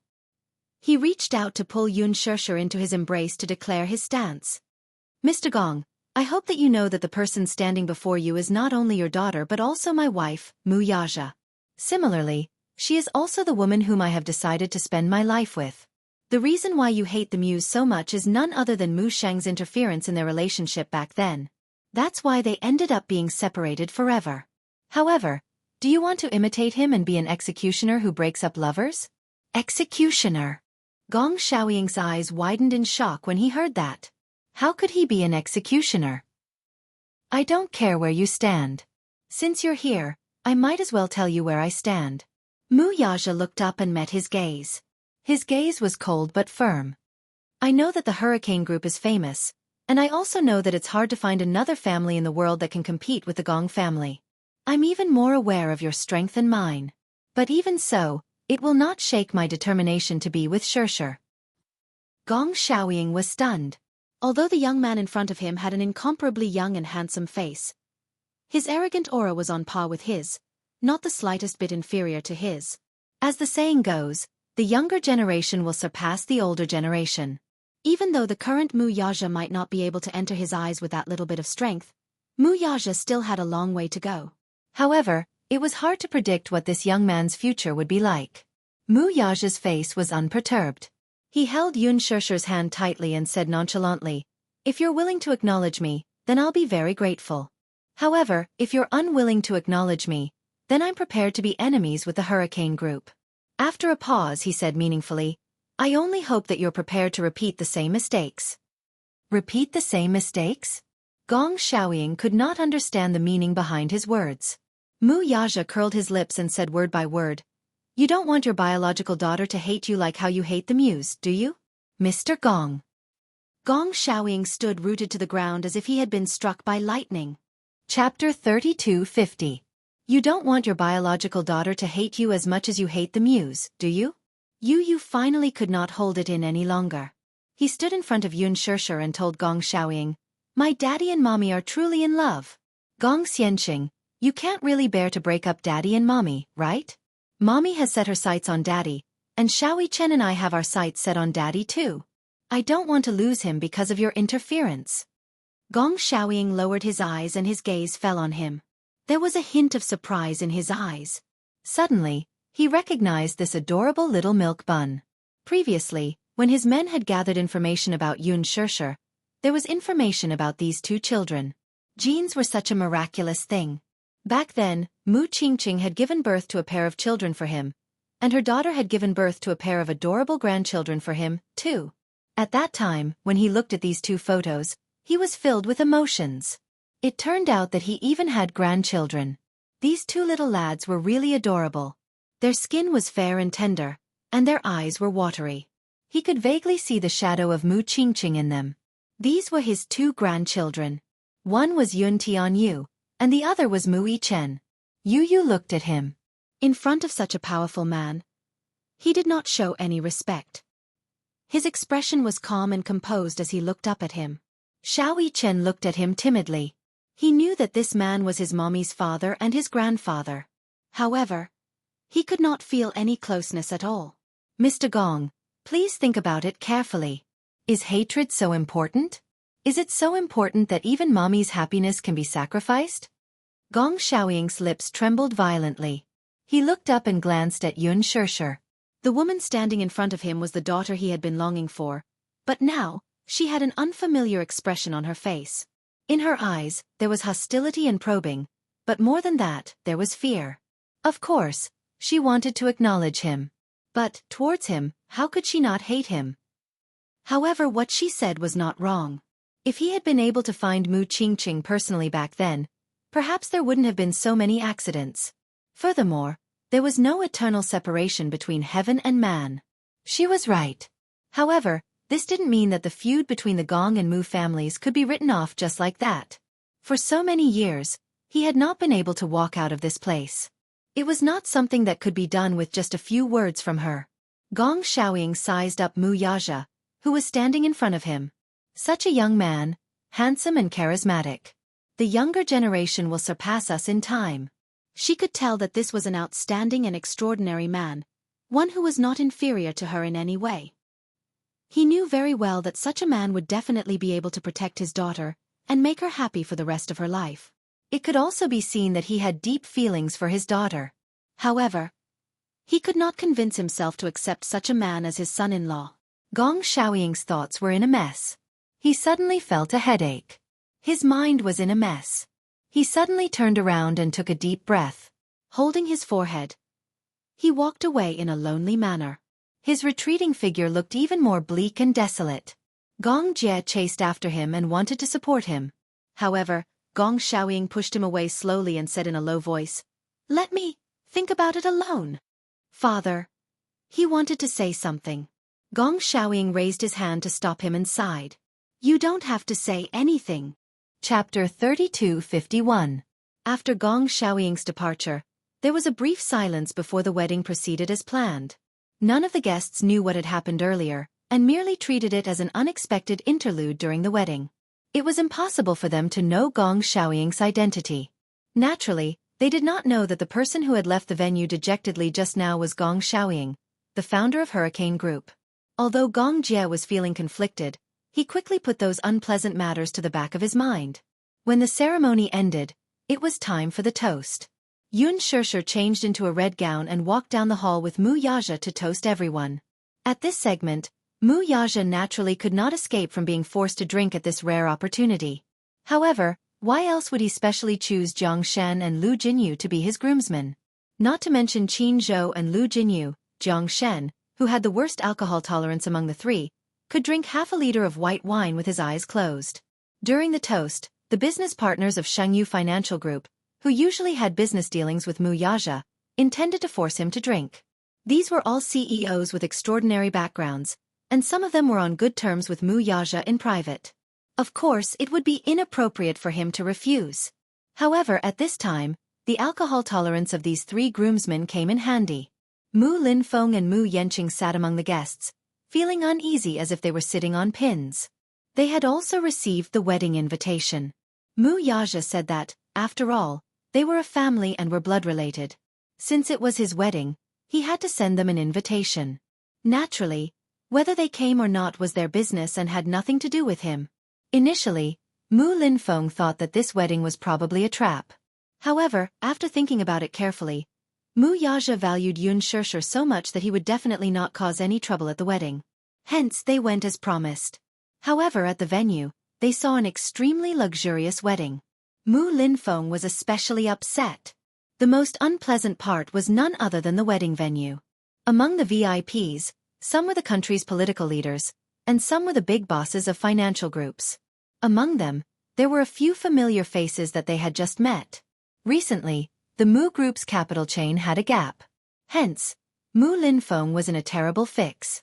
Mu Yanqing was even thinking of ways to rope in some investors to alleviate this difficult situation. However, he was rejected several times. When he finally managed to contact the main body, the other party said that they had already established a partnership with other financial groups and did not have the capital to invest in the Mu Group. When Mu Linfeng arrived at the wedding venue and met with these investors, he felt even more awkward. It turned out that these financial groups that had been on good terms with the Mu Group had been roped in by the Shengyu Financial Group. This Mu Yaja was really ruthless. No wonder he was so disdainful when he left the Mu Group back then. It turned out that he had already secretly laid out a way out. After the Shengyu Financial Group went public, there were a series of attacks on the Mu Group. However, other than that, he did not leave them any way out and took such drastic measures. Was he trying to shut the Mu Group down? Now, what was the purpose of inviting them to the wedding? Did he want them to witness with their own eyes that, even after leaving the Mu Group, he could still achieve glory on his own? In contrast to the Shengyu Financial Group's glory, it made the Mu Group look even more down and out. Chapter 3252. Mu Yanqing felt even more indignant inside. On the one hand, he was jealous of Mu Yaja's talent. Even though he had left the Mu Group, he did not lose everything. In fact, the glory that he had gained was even greater than before. On the other hand, he looked back at him. He loved Meng Qingxue so much, but his marriage with Meng Qingxue was not something he could take for granted. So what if he became the head of the Mu family? He was still a puppet. No matter how big or small, he had to act according to Mu Linfeng's wishes. By the time Mu Yaja brought Yun Shishir to their table for a toast, all the guests at the table stood up excitedly. Only Mu Linfeng and Mu Yanqing remained seated sullenly. They looked uneasy, a little awkward, and more than that, uncomfortable. They looked at Mu Yaja again and saw a calm smile on his face. Did he expect that a toast would be enough to erase all enmity with a smile? When Mu Yaja saw Mu Linfeng, his lips curled into a smile as he said lightly, "Second uncle, you're here." His attitude wasn't arrogant, but he wasn't very respectful either. His respect for him was limited to calling him second uncle. Only then did Mu Linfeng stand up with a glass of wine in his hand. He glanced at him and then at Yun Shishir. He wanted to force a smile, but in the end, he could only squeeze out a sinister expression. It was not a smile, but it was also not a smile. It was especially awkward. "Congratulations." He said this and then gloomily raised his glass and downed the wine in one gulp. He thought to himself, "This lad is still giving me face. He didn't skip my table." When Mu Yanqing saw Mu Linfeng stand up for a toast, he reluctantly stood up with a glass of wine and said indifferently, "Second brother, I wish you a happy marriage." Similarly, he downed the wine in one gulp. The two of them sat down in silence, not saying a single extra word. In their eyes, Mu Yaja was undoubtedly flaunting his prowess. But in reality, a certain black-bellied man was indeed flaunting his prowess. He invited them to the wedding because he was certain that the two would not fall out due to the occasion. Since they were willing to come, they would also give him face. However, Mu Yaja's motive was not simple. There were many VIPs and business partners present. He also wanted to let them see the strength of the Shengyu Financial Group. Selfishly, he also hoped that the Mu Group would not make any moves against him in the future. "Second uncle, Yanqing, since you're here, I'd like to express my gratitude." Let all the unpleasant things that happened between you and the Mu family fade away with the wind. Mu Yaja poured another glass of wine and toasted him. The corners of Mu Linfeng's lips twitched for a long time before he had no choice but to stand up and force a smile. Yaja, second uncle, of you. Look at your glorious achievements now. Second uncle is happy for you. Mu Yenqing was indignant, but he still stood up. Jiang Shen walked over and looked at him with disdain. He filled his glass to the brim and said indifferently, Second young Master Mu, today is our chief's big day. Since it's a rare gathering, let's eat and drink well. When Mu Yenqing heard this, he felt as if he had swallowed a fly. Eat and drink well? He was already giving face by not spitting it out. This Jiang Shen was really asking for a beating. Mu Linfeng deliberated for a long time before he suddenly said, Yaja, it's just nice. It's rare to see you, so I'd like to discuss something with you.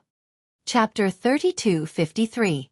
He had wanted to talk to Mu Yaja about the Mu family in front of everyone. Now that he had been rebuffed by such a casual remark, he felt extremely embarrassed. After Mu Yaja and Yun Shishir had left, Mu Linfeng was still unable to catch his breath.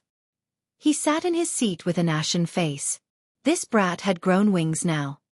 He even dared to refute his words. However, he did not think about how he had tried so hard to drive Mu Yaja out of the Mu family, leaving no room for negotiation.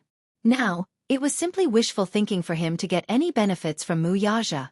The people sitting at the same table as him were the directors of several multinational consortiums.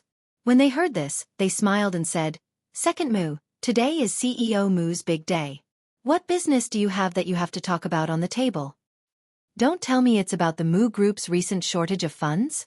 Wang Qianshi, the director of Shanghua Financial Group, laughed and said, I heard from my assistant some time ago that someone from the Mu family came to see me. Second Mu, is it about this matter? Haha. How could the Mu family have a shortage of funds? Another man whose background even Mu Linfeng did not know, was actually on the same level as Wang Qianshi.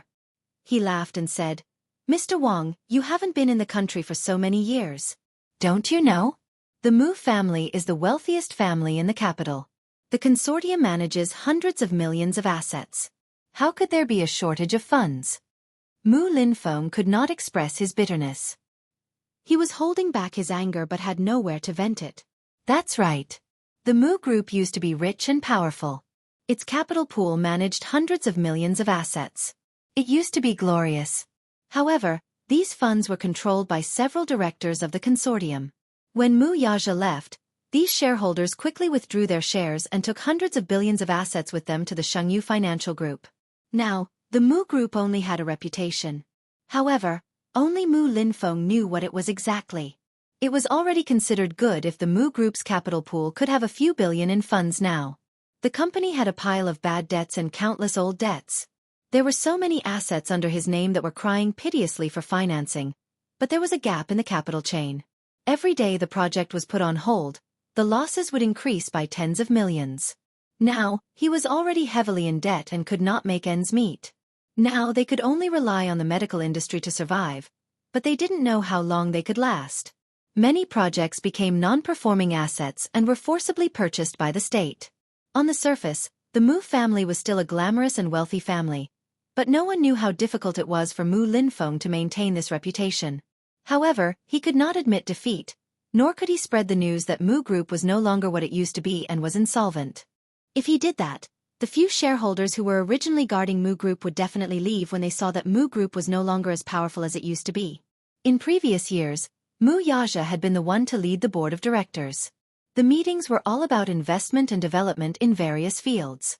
Now, in addition to constantly reporting bad debts, Mu Linfeng was also racking his brains to appease the board members' anxious emotions and construct an ideal investment direction for them. However, no matter how perfect the blueprint was, it was just empty praise. The Mu Group had really lost its momentum. Mu Linfeng had also thought that if not, he might as well thicken his skin and simply invite Mu Yaja back to take charge of the overall situation. However, he could not swallow his pride and did not dare to act rashly. He was afraid that Mu Yaja would be ambitious and take over the Mu Group in one fell swoop. Chapter 32:54.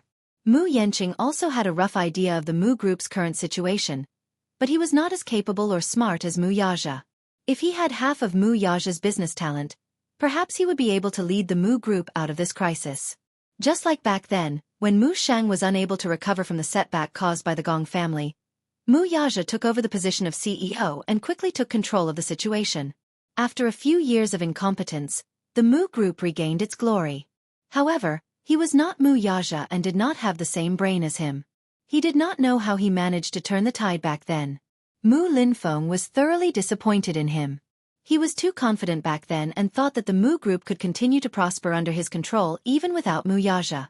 Alas, he was too conceited and lost everything now.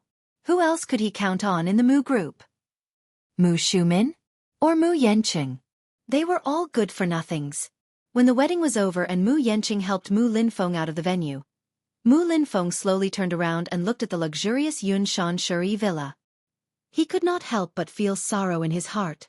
It seemed that he was wrong back then. Of all things, she should not have schemed against Mu Yaja. She should not have ruined the Mu group's great foundation because of a single mistake. If Mu Yaja had not left the Mu group back then, it would be logical for him to retire and live out his remaining years in comfort. However, he was too paranoid back then. He was paranoid about having all that vanity, glory, power, and desire. Under such desires, he made such a decision. Sigh. Mu Linfeng let out a regretful sigh as tears welled up in his eyes. He said hoarsely, Yenqing, if only you had half of that lad's talent, it would be good. Mu Yenqing instantly felt uncomfortable when he heard that. Even when he became the head of the Mu family, he still could not escape the fate of being compared to Mu Yaja. Second uncle, why are you sighing like that again? You don't understand. Mu Linfeng thought of the predicament the Mu group was in right now. There were all sorts of matters that had no head or tail, and there was no good way out or retreat. Instantly, he felt exhausted.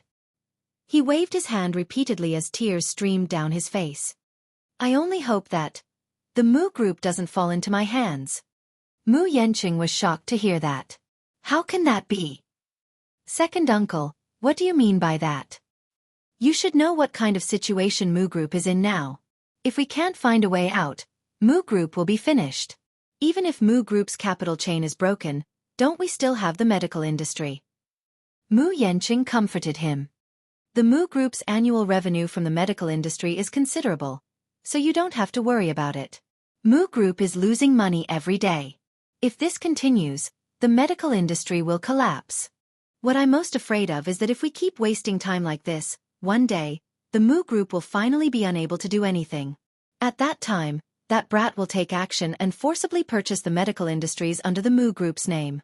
At that time, the Mu group would be doomed forever.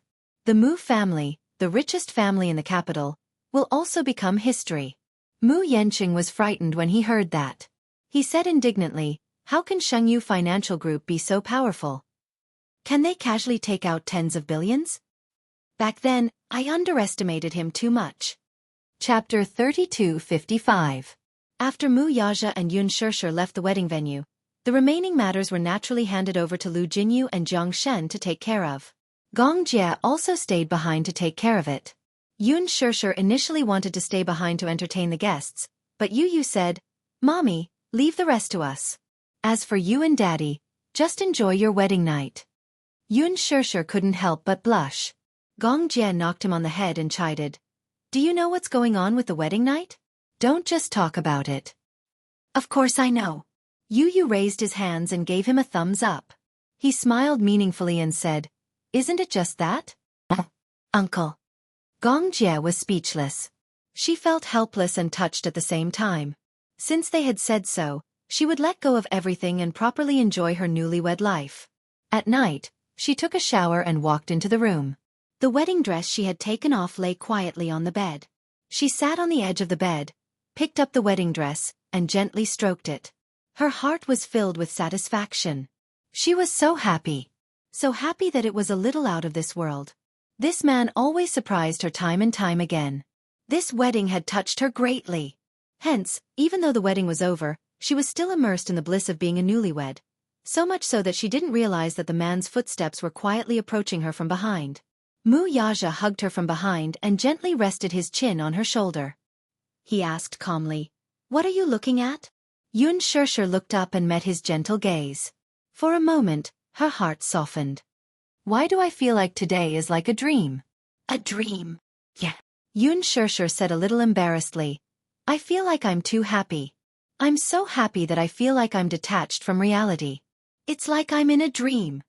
Because of her happiness, her smile became sweet and moving. Her face was flushed red, making people want to kiss her. When Mu Yaja heard this, he felt that her words were extremely interesting. Why would I give you such an illusion? I never thought that I would have such a dreamy wedding. The next second, Mu Yaja hugged her waist and pinned her on the bed.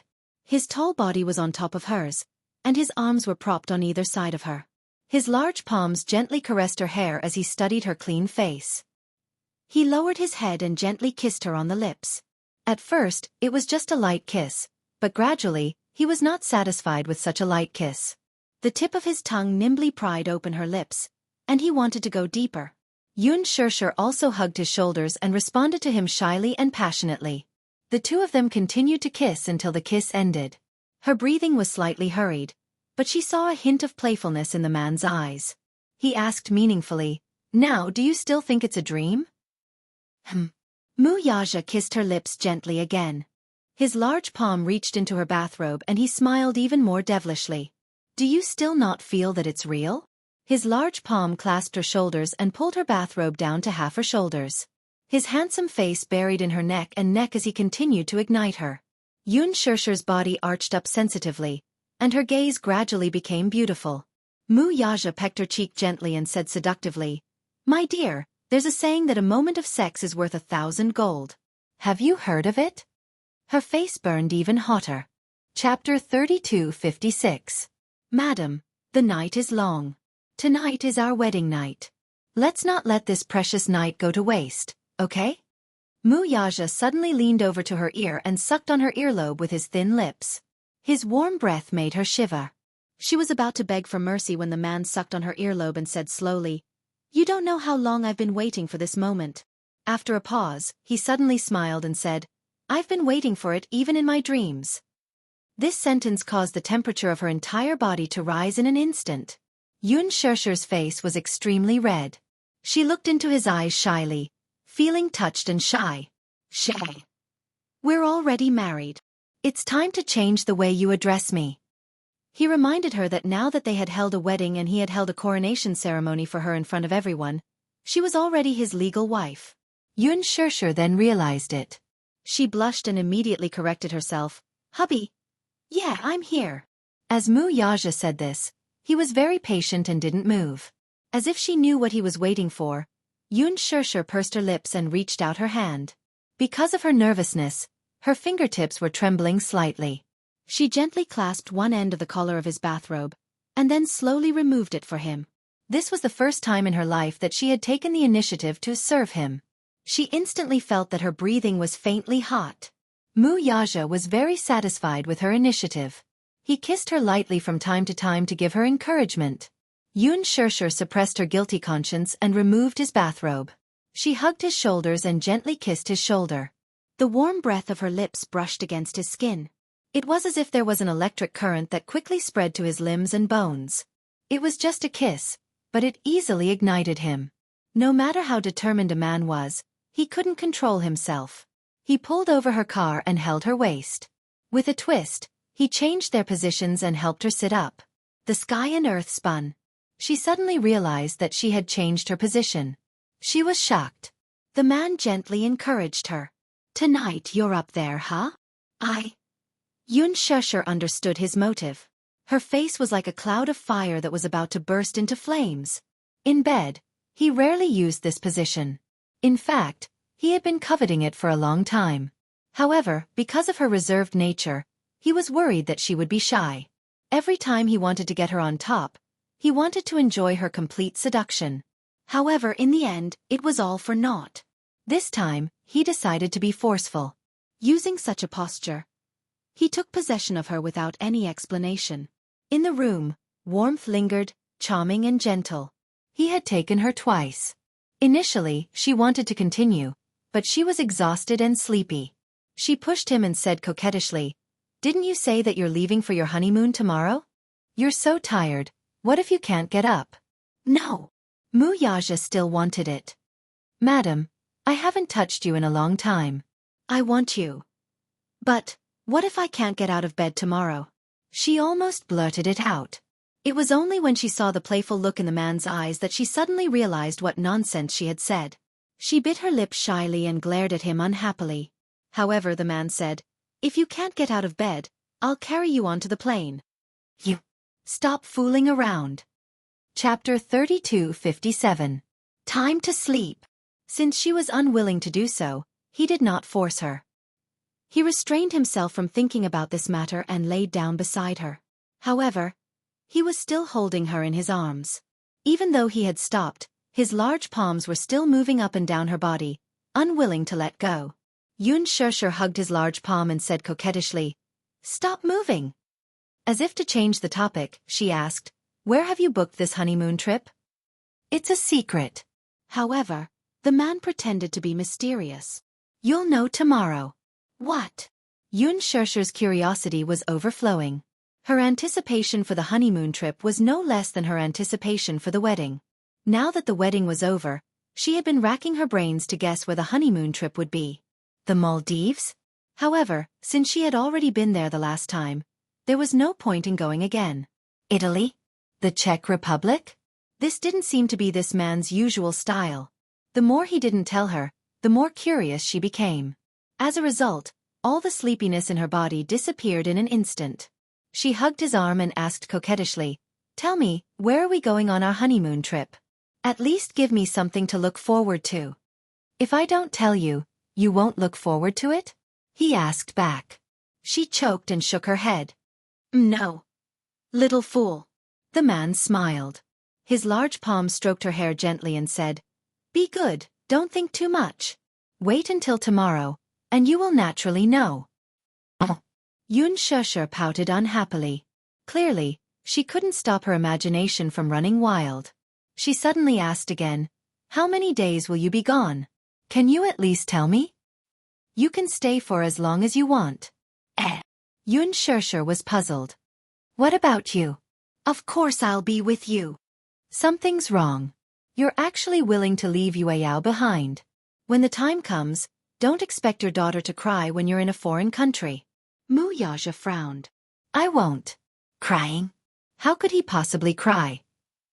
However, he was a little reluctant to leave Yueyao behind on their honeymoon, but it was a little unrealistic to bring his daughter along. He took the honeymoon trip very seriously. After all, there was rarely any private space between them. From the very beginning, Yu and Xiao Yichen were sandwiched between them. It wasn't that he found them annoying, but there were times when he didn't even have the chance to enjoy their time together. Therefore, he wanted to take advantage of this honeymoon trip to enjoy the world of the two of them. Yun Shusher buried her face in his chest and asked quietly, If I go for a month, what about the company? She raised her head and looked at him. The company is so busy now. If you don't come back for a month, the board of directors will be in chaos, right?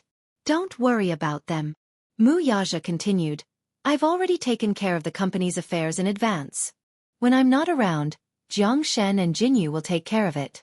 As for you, be good and come with me on our honeymoon trip. Don't worry so much. Yun Shusher muttered, I'm just afraid that the board of directors will talk about me behind your back and confuse you. As a CEO who loves his job, you won't care about the company and only care about me every day. Why aren't you? Chapter 32:58. You. Yun Shusher chuckled and glared at him. Suddenly, she smiled coquettishly and hugged his waist, leaning on his chest. That's great.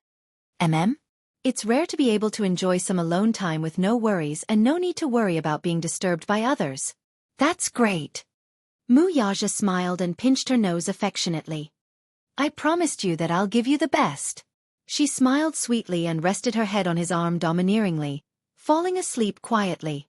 The next morning, a certain man woke her up in a special way. He coaxed her to get out of bed, washed up and set off with her. Their luggage was packed early in the morning, and the plane was a private jet. The weather was perfect. When they set off, the sky was clear and boundless.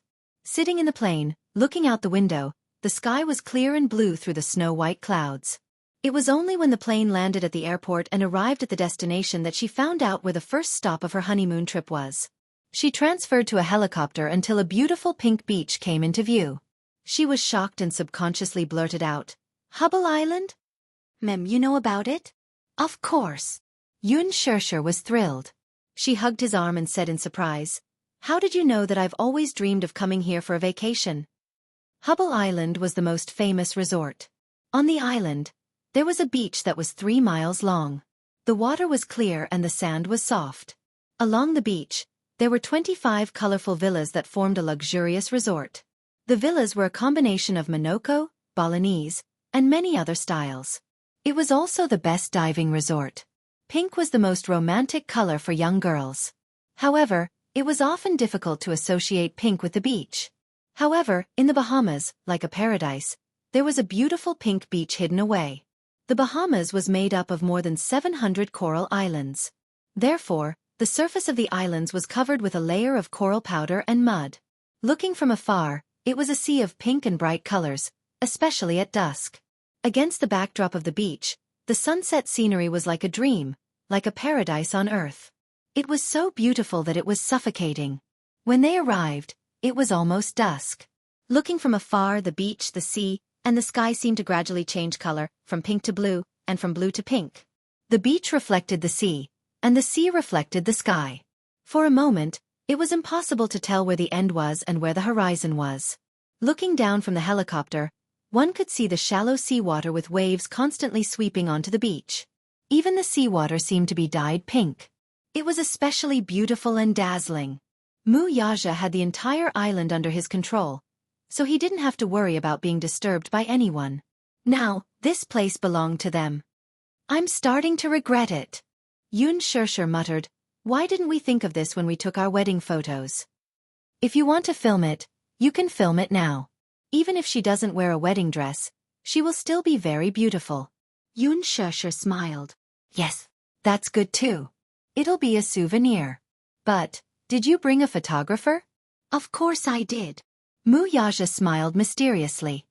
"Even if it's a honeymoon, we have to make memories."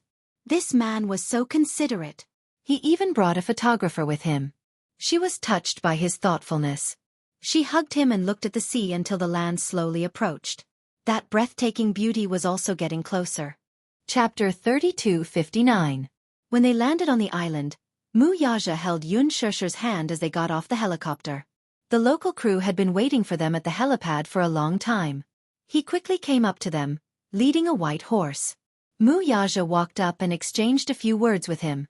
Suddenly, he turned around and asked, "Madam, shall we go to the beach to enjoy the sea breeze?" "Now." "Yeah. There's still some time before dinner. Why don't we go to the beach to enjoy the scenery? Haven't you always wanted to see the pink beach?" Mu Yaja looked at the sky again. "The scenery is the best now. It won't be too hot." "Sure." Yun Shersher took another look at the white horse and asked curiously, "Do you want to ride a horse?" "Yeah." Yun Shersher was a little nervous. She immediately said, "I've never learned how to ride a horse. Won't I fall?" "I will." He had learned how to ride a horse since he was young. Although he wasn't proficient in it, he was very familiar with riding a horse. The crew walked up and wanted to help her onto the horse, but Mu Yaja stopped him. How could this petty man bear to see his lovely wife being touched by other people? Even if he had to help her onto the horse, he had to do it himself. Yun Shersher couldn't do anything about him. She looked at the local crew who was smiling uneasily and returned a smile. When Mu Yaja saw this, he was slightly displeased. "In the future, you're not allowed to smile at other men."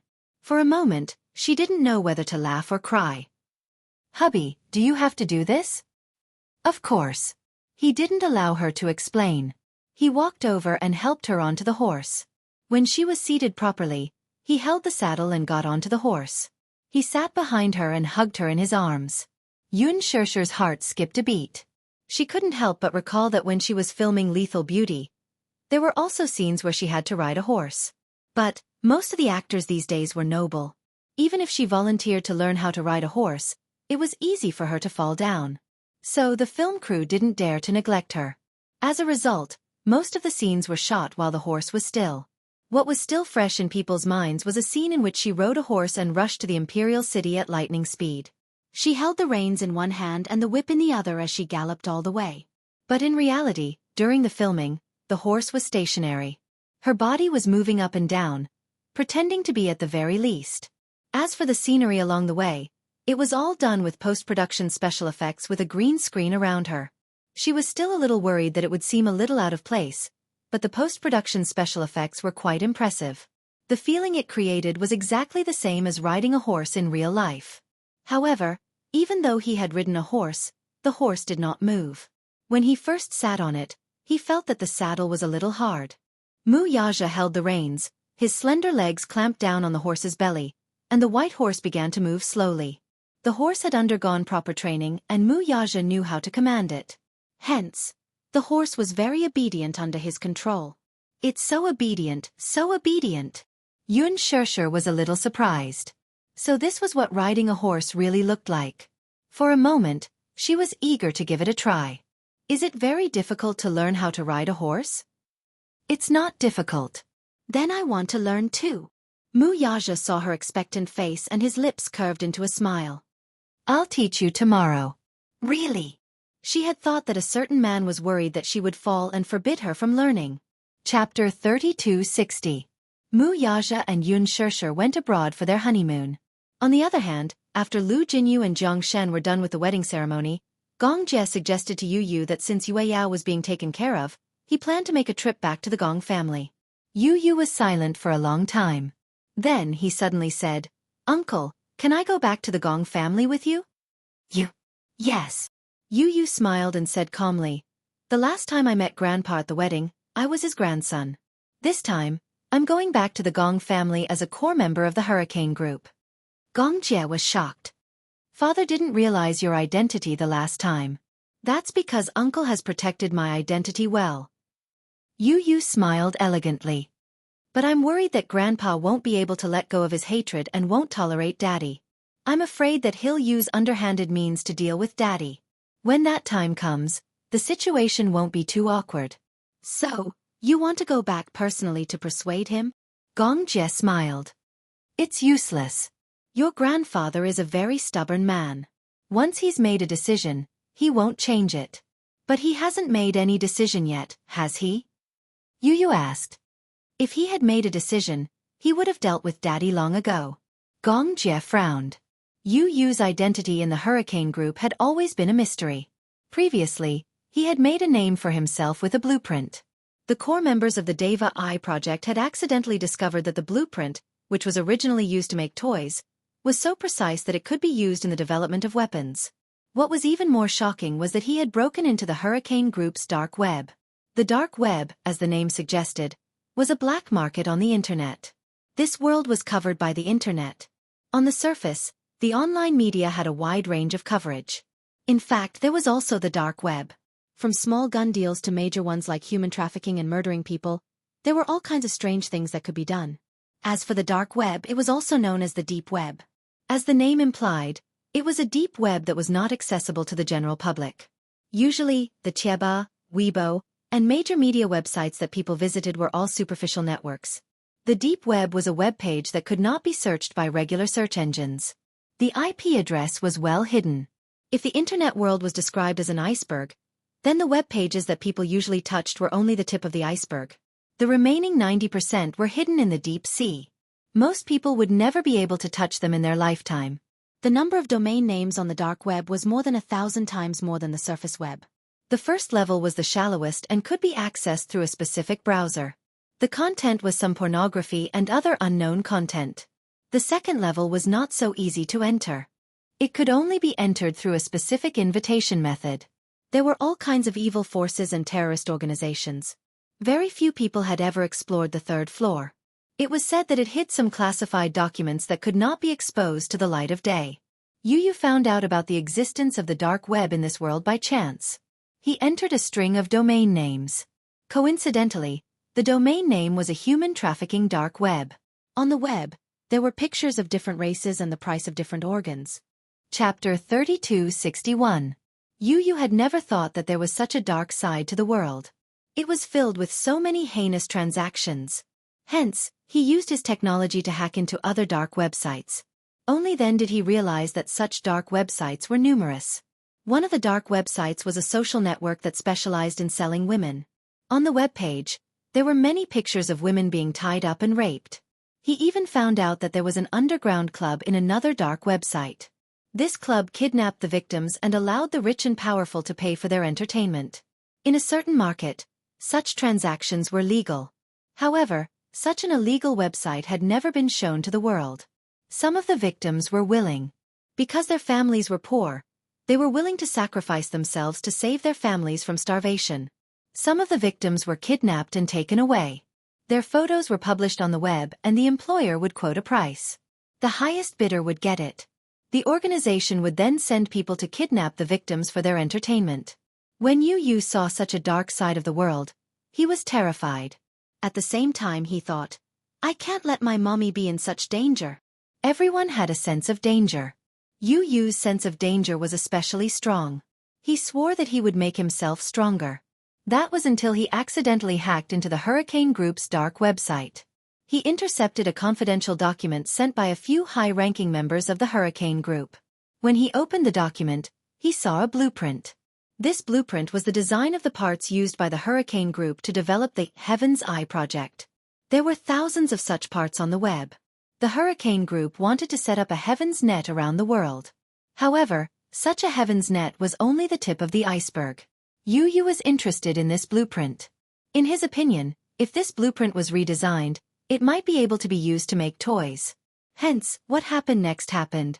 The first to discover that the dark website of the Hurricane Group had been hacked was Gong Jie. He suspected that it was the work of a top hacker. The confidential blueprint was also stolen and disappeared. However, a few days later, the redesigned blueprint was uploaded to the dark web.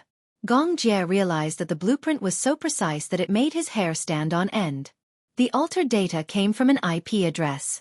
Following this IP address, Hurricane also hacked into Yu's computer. However, he didn't find any useful information. When Yu found out that her network had been hacked by Hurricane, she started fighting with a few of Hurricane's top hackers.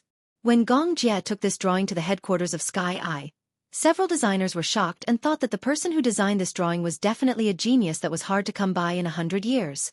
Therefore, the Hurricane Group extended an olive branch to him. But they did not expect that such a blueprint would come from a 6-year-old child. When Gong Xiaoying found out about this, he still thought it was a fantasy. As the world's #1 firearms group, the Hurricane Group had seen all kinds of situations, but they had never seen such a young but powerful child. Such a blueprint was too precise. Even with Luji's advanced manufacturing technology, it was impossible to create such a toy. When Yu first joined the Hurricane Group, she was not a core member. Chapter 3262. Secondly, Hurricane had its reservations as well. After all, he was only a 6-year-old child. If he were to be officially included as a core developer, it would surely attract unnecessary trouble. Later, when Yu officially joined the Hurricane Group, Yu did not agree to meet him and rejected him outright. Gong Xiaoying clicked his tongue in wonder. In the entire Hurricane Group, whenever he wanted to see someone, which one of them wouldn't be in awe? However, this young man was the only one who was proud and arrogant, allowing himself to do as he pleased. Gong Xiaoying found it interesting too. This time, Yu wanted to take the initiative to meet Gong Xiaoying, but he had a selfish motive. Mommy and Daddy are very happy together. Yu told Gong Jie, even though I'm protecting Mommy wholeheartedly, I've seen how they've been through ups and downs along the way. That's why I approve of him. I approve that this man has the right to be Mommy's husband. Mommy loves him too. I don't want Grandpa to make the same mistake and repeat the tragedy of the past. After a pause, Yu continued, that's why I want to meet him and talk to him about this matter. What kind of card is this? A family card? Gong Jie asked half-jokingly. I guess so. All right, I'll bring you back. Gong Jie suddenly added, but you have to be mentally prepared. The Gong family isn't a place where you can enter and leave as you wish. Yu laughed arrogantly and said nonchalantly, the one who has to be mentally prepared is him, right? These words were undoubtedly Yu's unique style. Arrogant and overbearing. He actually resembled the high-spirited Gong Jie when he was young. Gong Jie said, I've already sent someone to send Yun Yeching back to the Gong family. We'll take the cargo ship back. All right. Once everything was ready, Yun Tianyu instructed Mu Yichen to stay at home to take care of Yueyao. Even if Mu Yaja and Yun Shirshir were not around, with Hua Jin and the nanny, Yueyao would definitely be well taken care of. Gong Jie would also send people to protect them in secret, so there was no need to worry about Mu Yichen and Yueyao's safety. The next day, Yu Yu left with Gong Jie. This was Yu Yu's first time sitting on a cargo ship. It was such a huge ship, carrying hundreds of tons of goods. The ship was as tall as a mountain. Just by standing at the port and looking at it from afar, Yu Yu was already in awe. When they boarded the port, Gong Jie showed Yu Yu around the cargo ship. Yu Yu felt a chill down his spine when he saw the weapons and ammunition on the ship. With so much ammunition, an entire island could be blown up and sunk. Gong Jie asked, "Do you want to take a look at the warehouse?" "No need." Yu Yu was not interested in those cold weapons. Gong Jie glanced at him and smiled. "Yu Yu, do you remember the first thing you did when you joined Hurricane Group?" "Ha! You proposed a price and sold that blueprint to Hurricane Group for 100 million. After that, you used that money to invest in a toy company that was on the verge of bankruptcy. Everyone said that you were crazy. Only a lunatic would spend 100 million to buy a blueprint from a child." Gong Jie smiled. He was the one who paid that 100 million. 100 million was just a small sum to him. He just wanted to see what a child would do with 100 million.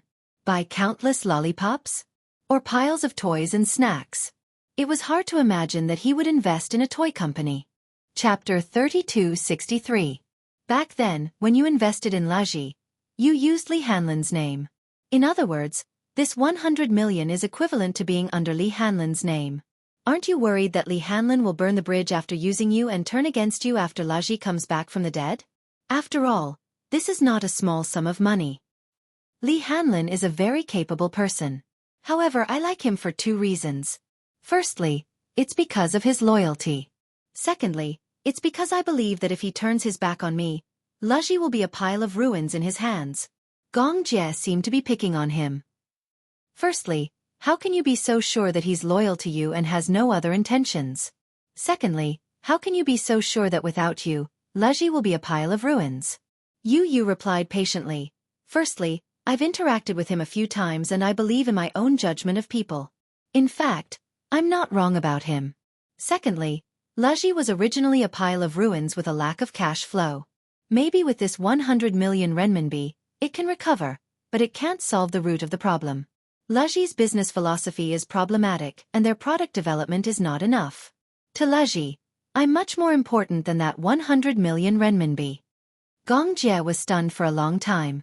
It was hard to imagine that a 6-year-old kid could have such courage. He suddenly squatted down in front of him and pulled his face. Yu Yu felt pain from the pull and took a step back. He looked at him warily and said unhappily, "What are you doing? It hurts.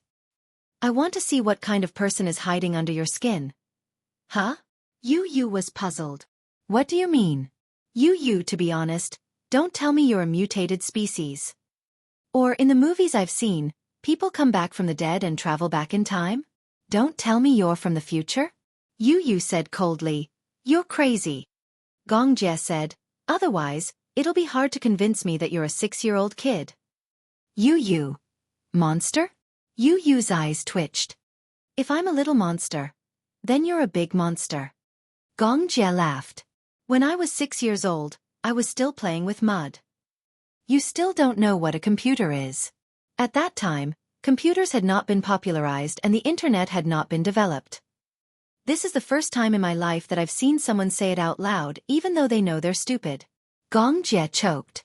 Yu Yu rubbed her rosy cheeks and said unhappily, "I'm also troubled by her high IQ." "How is having a high IQ a problem?"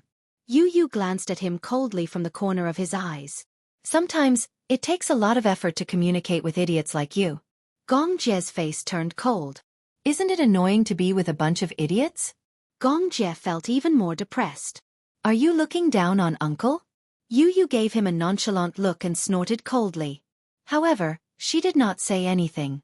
The feeling of being looked down on by a little kid was really not good at all. No. It hurt. Quick. Gong Jie was very hurt. Yu Yu was not just looking down on him. It was very tiring to be with that idiot Xiao Chen every day. Yu Yu said, Geniuses are always lonely. I didn't expect that someone as handsome as me would say such sad words. Gong Jie said, You're heartless. If it weren't for my 100 million, Lu Ji wouldn't be where he is today. Even if you didn't give me that 100 million, someone else would. Gong Jie's expression turned even uglier. Chapter 3264. Gong Jie was about to go berserk. Since when did he keep talking about it? Gong Jie could not be bothered to argue with him. When it came to sharp tongues, Yu Yu was definitely number one. He did not know how this guy's brain worked. Sometimes, a sentence that came out of his mouth could simply infuriate people to death. Gong Jie also admitted defeat. Let's not talk about this anymore. Gong Jie laughed. Do you need me to take you on a tour of the cargo ship? Yu Yu nodded happily. The cargo ship was very big. How big was it? It had a cargo capacity of 15,000 TEU. There were a few hundred warehouses in total. Among them, there were more than 10 warehouses with large reserves that were specially used to carry large parts and goods. For example, the parts of fighter jets, or some important heavy industry parts. Hurricane Group was involved in a wide range of products, from guns and ammunition to fighter jets. Their manufacturing technology was the best in the world. However, due to the special nature of fighter jets, they were usually used for cargo ships compared to planes and trains. Fighter jets were very big. When they were transported, they would often dismantle the plane into parts and transport them together. Just one wing of the plane would take up a large warehouse. Therefore, this cargo ship's large warehouse was used to transport fighter jet parts. Usually, it could transport 10 fighter jets. Yu Yu looked down one after another and was quite surprised. When the warehouse door opened, he stood at the 8-meter-tall warehouse door and realized that this cargo ship was really big. Just the door alone was 8 meters high. It was too shocking. So the J-1-2 fighter jet is this big? What else could it be? Gong Jie leaned against the door with a deep smile. Some of the parts of this fighter jet were designed by you. He walked in front of him and said in a deep voice, This fighter jet is worth $300 million. Actual combat has proven that the J-1-2 is more suitable for the North African battlefield than the American Eagle. According to my calculations, the cost of this fighter jet is only about 10 million. Compared to the selling price of the Hurricane, it is definitely cheap. Military munitions are really profitable. The 300 million isn't for a fighter jet. It's for the North African battlefield. It's for the government's biggest bargaining chip to keep the armed forces in check. 300 million may be expensive, but they're very nimble with it. Moreover, they even reluctantly gave up the mining rights to the Hurricanes. How despicable. Gong Jie disagreed. Despicable? How am I despicable? You think I don't know? North Africa is in political turmoil. The reason why the anti-Zhengfu armed groups have the ability to contend against the Zhengfu is because Hurricane sold them a batch of high-power munitions. A rocket directly blew up the parliament building. Otherwise, the government wouldn't be so anxious to buy this fighter jet. In that case, it seemed a little complicated. But it was actually very simple. The war in North Africa started when the Gong Jie sold a batch of firearms to the anti-Zhengfu army. When the war started, the government was caught off guard, and the parliament building was directly bombed into ruins. Therefore, in order to keep the situation in check, the government had no choice but to import a large number of weapons from the Hurricane Group. The Hurricane Group was the world's largest profiteer group. All businessmen were profiteers. This saying wasn't without reason. Gong Xiaoying was a businessman. Naturally, he wouldn't do a business that was at a loss. Although the Hurricane Group didn't start the war, it escalated the war. Chapter 3265. In other words, the reason why the Hurricane Group was feared was because the Hurricane Group had the biggest say in the war. Gong Jie looked at Yu Yu with deep eyes and smiled. Yu Yu, I'm more and more impressed with you. Same to you. Gong Jie suddenly changed the topic. However, when it comes to ambition, you're more ruthless than me. So far, your air control theory is the craziest plan I've ever seen. The original intention of my Sky Eye plan is to maintain world peace. How do you know that once the Sky Eye plan is developed, world peace will really be achieved? Gong Jie paused for a moment before continuing. In this world, there's no limit to one's ambition. The history of war is as long as the history of mankind. The ambition of man is endless. In ancient times, wars were for power. Now, it's for resources. The reason why Africa and the Middle East are in constant war is because of rich mineral resources, oil, and natural gas. The ambition of man is indeed endless. Even if the earth is destroyed, the sky will still be there. Yu crossed his arms and smiled. The rivers will dry up and the land will dry up, but there will never be a day when the vast sky will be destroyed. Once you have control of the sky, you will truly control the world. Whoever gets control of the air control theory first will have the ability to dominate the world. When that time comes, world peace will no longer be a matter of who has the final say. Gong Jie looked at him. The child in front of him was adorable. His pink cheeks were like the finest jade. It was hard to imagine that such words came from the mouth of such a child. Fortunately, such a child was his nephew. Otherwise, it was hard to imagine how terrifying it would be if such a person became an enemy. The journey on the sea was longer than the flight. The cargo ship needed to stop at Vitomin port to deliver a batch of orders and then rush to the Hurricane Group headquarters. However, it was Yu's first time on a cargo ship. Therefore, he was very curious about everything on the ship.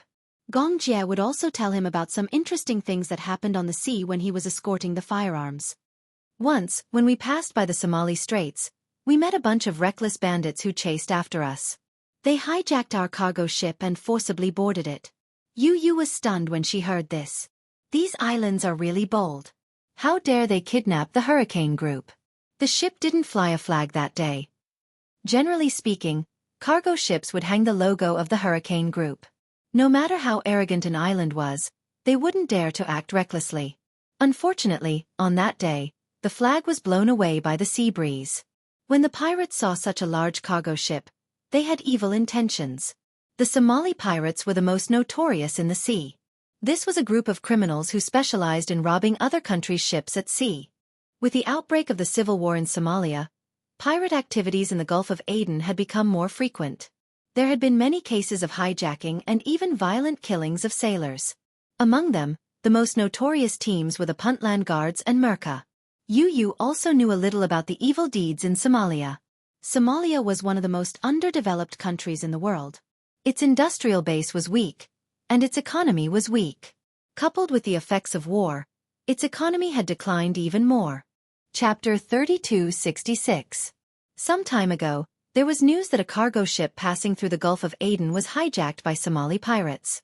The cargo on the ship was robbed, the crew was shot dead, and the captain was kidnapped. The government came forward to negotiate, but the negotiation failed because of the reward. The captain was killed. This incident became the biggest crisis in the history of the country. The citizens complained about the government's incompetence in the negotiation. What happened after that? They regretted it after they boarded the ship. Yu cursed in his heart. They must have died miserably. Those pitiful islanders boarded the cargo ship aggressively, only to be greeted by a few cannons facing them. Under Gong Jie's orders, they were blasted into ashes. The remaining islanders wanted to escape, but their small ships were sunk by Gong Jie's armed cargo ship. Sunk. Just imagining the scene was enough to make one's heart tremble. They're really ruthless. Gong Jie said innocently, they wanted to die so I couldn't do anything about it.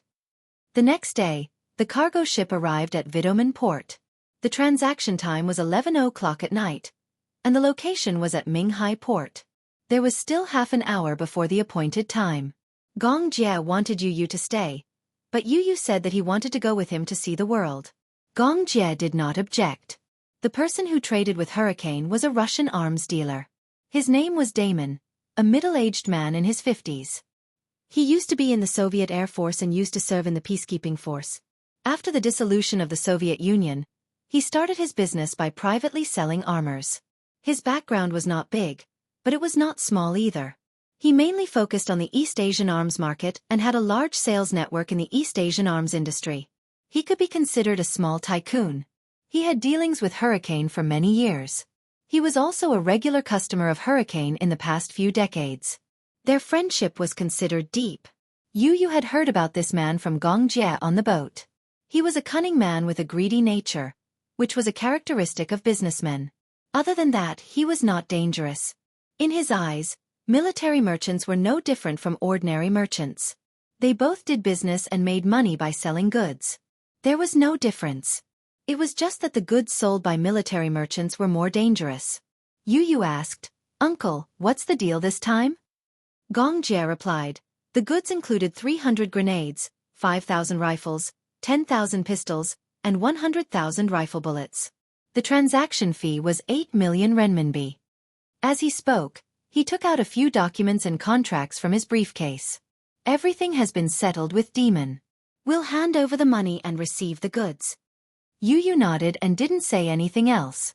He wanted to end the deal early so that he could go back to sleep. He was sleepy now. A line of black cars and 2 large trucks slowly drove into the port. When Demon arrived at the port with a group of men, he could see the extremely eye-catching huge cargo ship from afar through the window. He could see the group of people standing in front of the port at a glance. Late at night, it was cold. Now the port was shrouded in moonlight and looked particularly bleak. Chapter 3267. The man was of medium build. Although he was in his 50s, his facial features were very handsome. He had a black beard, and age had not left too many traces on his face. His every movement had the unique gentlemanly demeanor of a Russian and the valiant bearing of a Jun. Gong Jie put on a black hat and pushed open the car door. When he walked in front of him with Yu in his arms, a strange look flashed across Demon's face. He sized up the little munchkin in confusion and looked a little wary. However, out of courtesy, he still reached out his hand in a friendly manner. The two of them shook hands politely. "Mr. Demon, the goods are ready. You can check them at any time." Demon nodded and his expression softened. However, a sly look flashed across his eyes and disappeared in a flash. "Are all the goods I want on the ship?" "Of course." Demon nodded and said, "The contract and transaction fee are ready. But before that, can you allow me to check my goods first?" Gong Jie smiled and said, "Of course." Demon smiled and turned his head. He signaled with his eyes and 2 of his subordinates went up to the warehouse to check the goods. Gong Jie also ordered his subordinates to bring the samples of the goods for this transaction. He opened the boxes neatly and picked up an FNFNC submachine gun. He walked in front of Demon and explained in fluent Russian with a smile, "It's my honor to be able to show you the equipment for this transaction." The FN rifle was modified from the FNCAL design. It uses a 30-round M16 standard magazine. It can be semi-automatic, 3-point, or fully automatic. The bolt mechanism is similar to the design of an AK-47. It's very accurate and has high lethality. Yu was a little surprised. He didn't expect him to know Russian. Russian was extremely difficult, second only to Arabic. What he didn't know was that among the 5 languages that Gong Jie knew, Arabic and Russian were the most proficient. Demon calmly took the rifle with both hands. This fellow was really heavy. He held the rifle with one hand and gently stroked the body of the rifle with the other. The texture of the metal and the workmanship could be considered fine. At the very least, it could be distinguished from inferior products at a glance. Such a rifle was priced at 1,500 per rifle in the black market, and Hurricane was priced at 1,000 per rifle. It was a very generous price. The weapons made by Hurricane were excellent in all aspects. Daimon was very satisfied. He put down the rifle and studied the Desert Eagle at the side. He picked it up and weighed it in his hand. Then, he aimed the gun at the ground and pulled the trigger. Bang! It was extremely powerful. After a while, a few of his subordinates returned and nodded to him, indicating that the goods were complete. Demon lowered his head and casually played with the pistol as he ordered in a low voice, "Sritov, sign and accept the goods." His subordinate nodded, took out 2 contracts from his briefcase, and signed them with Gong Jie. Gong Jie sent someone to open the 2 small suitcases, which were full of US dollars. He went forward to check, but found that there were only $6 million US. "Young Master Gong, the transaction amount is wrong." "What? Wrong?" Gong Jie turned around with a puzzled expression. His subordinate hurriedly went forward and checked again. He raised his head and said in a deep voice, "Mr. Demon, are you sure there are $8 million US in here?" Demon narrowed his eyes and looked at her deeply. There was a hint of dissatisfaction in his tone. "According to the market price, 6 million is already very high." Chapter 3268. Demon smiled and said, The cost of this batch of firearms is less than 1 million, and the transaction amount is 2 million. I'm already very sincere. After thinking for a while, Gong Jie said coldly, Jason, check the contract. Jason nodded and was about to check the contents of the contract when Demon smiled and said, the specific transaction amount is not written in the contract. So, it was a last-minute adjustment? Gong Jie calmly raised his head. His eyes suddenly darkened, but he maintained his smile and asked, So, Mr. Damon, are you trying to play word games with me? Demon quickly waved his hand. Oh, I didn't mean that. Then what do you mean? Demon smiled and said, I'm considered a regular customer of the Hurricane Group. By the way, I'll tell you something. In fact, there are many firearms dealers in our country, and the weapons and ammunition they sell are known for their low prices. However, I've been sincere in my transaction with you since the beginning because of my many years of friendship with the Hurricane Group. This transaction fee is already very generous. Mr. Demon, as a businessman, isn't the most important principle of sincerity? Do you want to violate it? It's like this.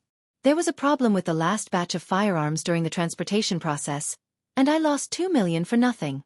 Because of this, the transaction fee this time is lowered by 2 million. Gong Jie did not buy it though.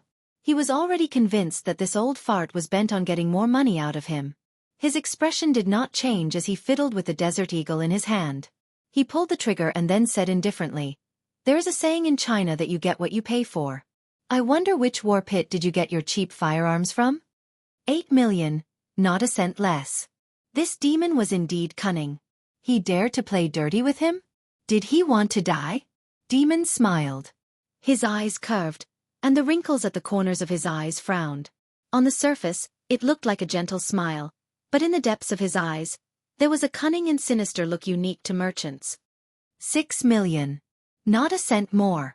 Gong Jie's lips curled into a mocking smile as he suddenly raised the gun in his hand and aimed it accurately at the center of his brows. His cold phoenix eyes condensed a dangerous cold light as the corners of his lips curled up into a smile that was not a smile. You are courting death. Damon was shocked and took a few steps back in a panic. The bodyguards behind him immediately took out their guns and pointed them at Gong Jie. At the same time, they covered Damon behind them. Gong Jie arrogantly raised his chin and glanced at them coldly from the corner of his eyes. He sneered disdainfully. At the same time, Jason stood in front of Demon to protect him. The other subordinates were fully armed, and their guns were aimed at Demon in unison. Both sides were ready to fight. The atmosphere was as tense as a bowstring. It was so tense that it could explode at any moment. Even the air suddenly became suffocating. Demon stood behind the two tall bodyguards and asked in fear, What do you want? Gong Jie curled his lips playfully and said lightly, I have a bad temper. How dare you bargain with me? You are courting death. Demon still had a lingering fear. Gong Jie's gaze was as sharp as a sword, and it felt like it could pierce through his heart. Even though he had seen a lot, he was still frightened by this gaze. Chapter 3269. He had only brought 2 bodyguards with him this time. If they fought, they would be killed instantly. Damon adjusted his clothes and gestured for the 2 men in front of him to put down their guns. Damon then smiled and said, We are loyal friends. Don't hurt our friendship because of 2 million. Gong Jie said, 8 million, not a cent less. Sign it. From a certain perspective, his words were more like a domineering order. Damon nodded, sighed helplessly, and signed the contract obediently. He turned around and called for his men. After a while, his men handed him another suitcase. Inside it was $2 million. All that was left was to instruct the cargo workers to move the goods. Gong Jie leaned against the car door expressionlessly and lit a cigarette. Yu looked at the containers being moved from the cargo ship and lowered his eyes slightly. 300 grenades, 5,000 rifles, and 100,000 bullets. How many lives did this mean? Just as the group of people were busy, Damon's phone suddenly rang. He picked up the phone impatiently. Before he could speak, he heard his men anxiously shouting, Boss! Something bad has happened. Damon was alert and asked seriously, What happened? The person who called was one of his 4 guardians. Before the deal, Damon had arranged for him to keep an eye on the road 1,000 meters away from the port so that he could respond to other situations. Just now, There were Interpol officers from New York heading towards the port. Damon suddenly choked on a mouthful of smoke and coughed for a while. His eyes widened in disbelief. What? Interpol?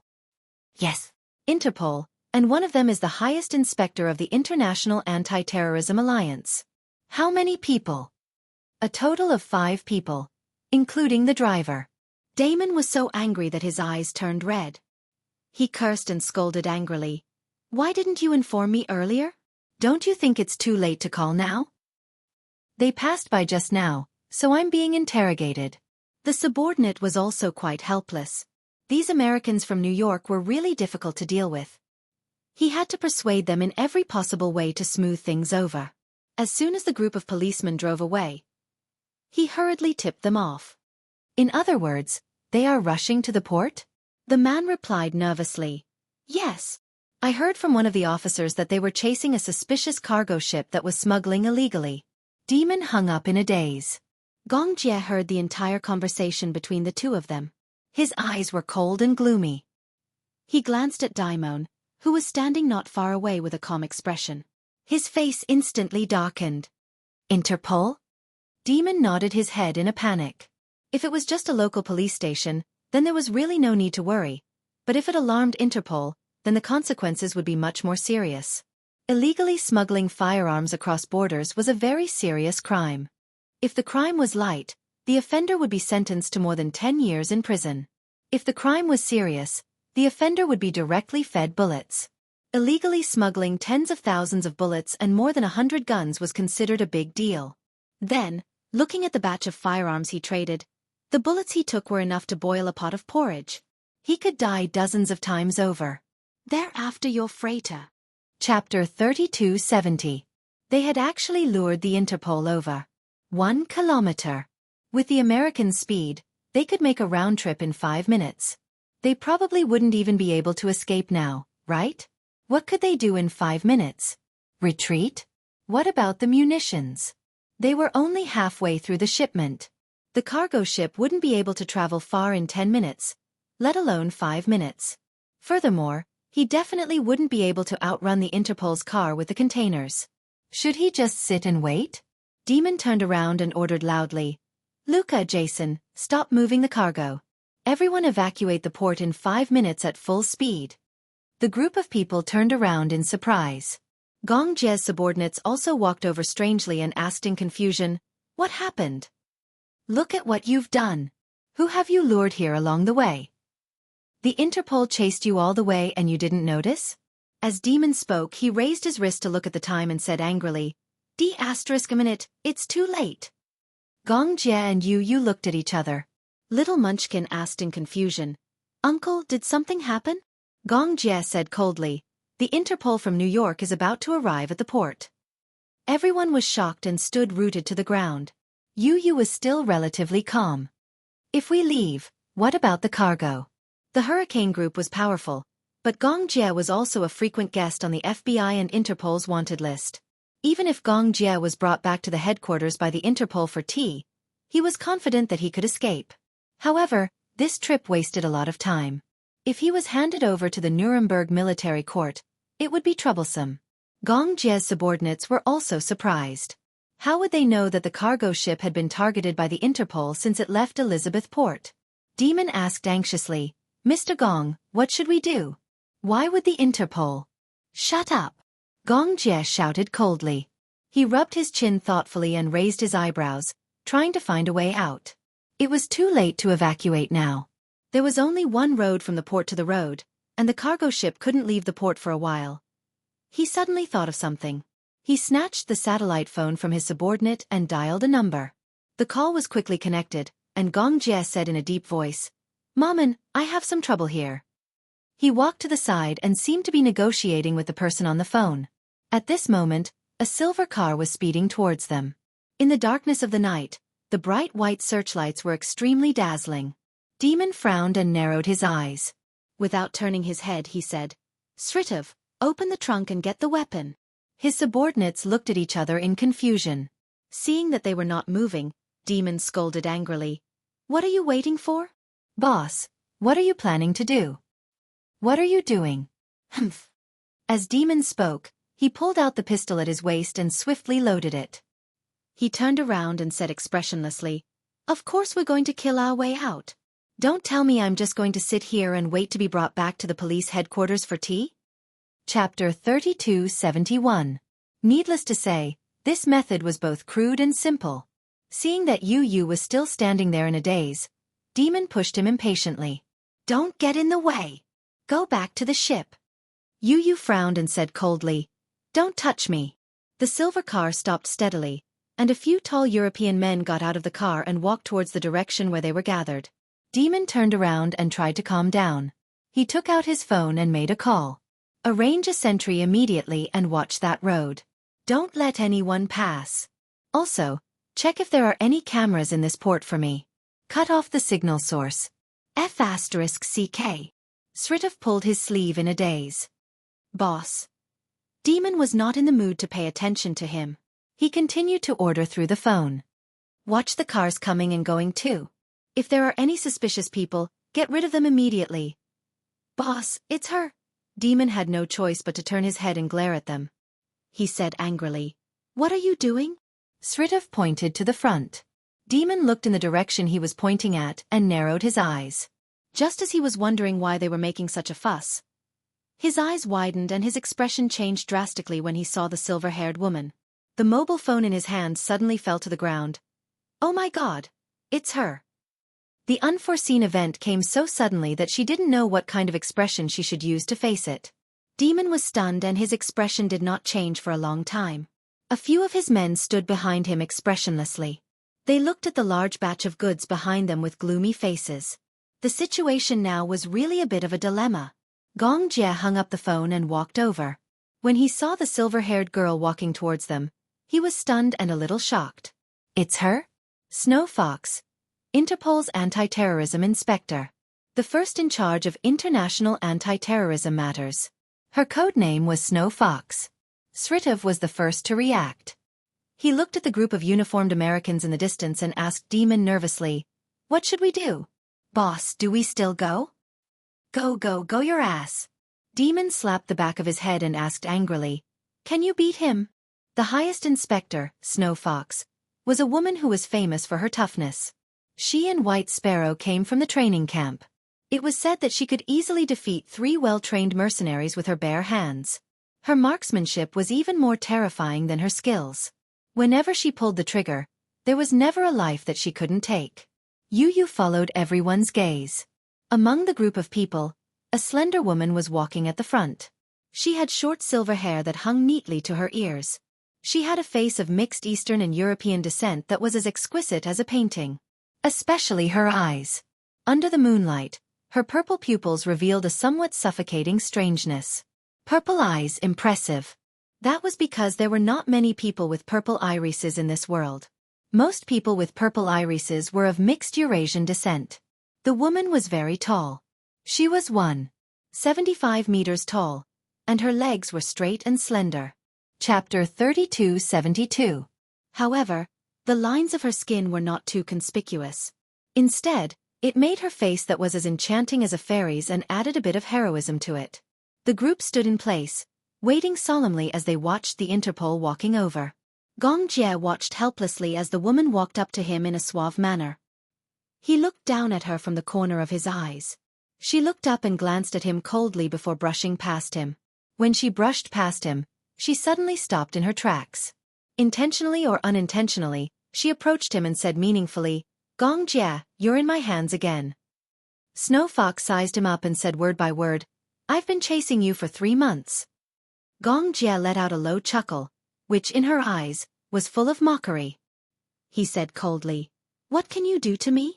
Snow Fox said coldly, "Let's wait and see." A few Americans stood in front of the containers.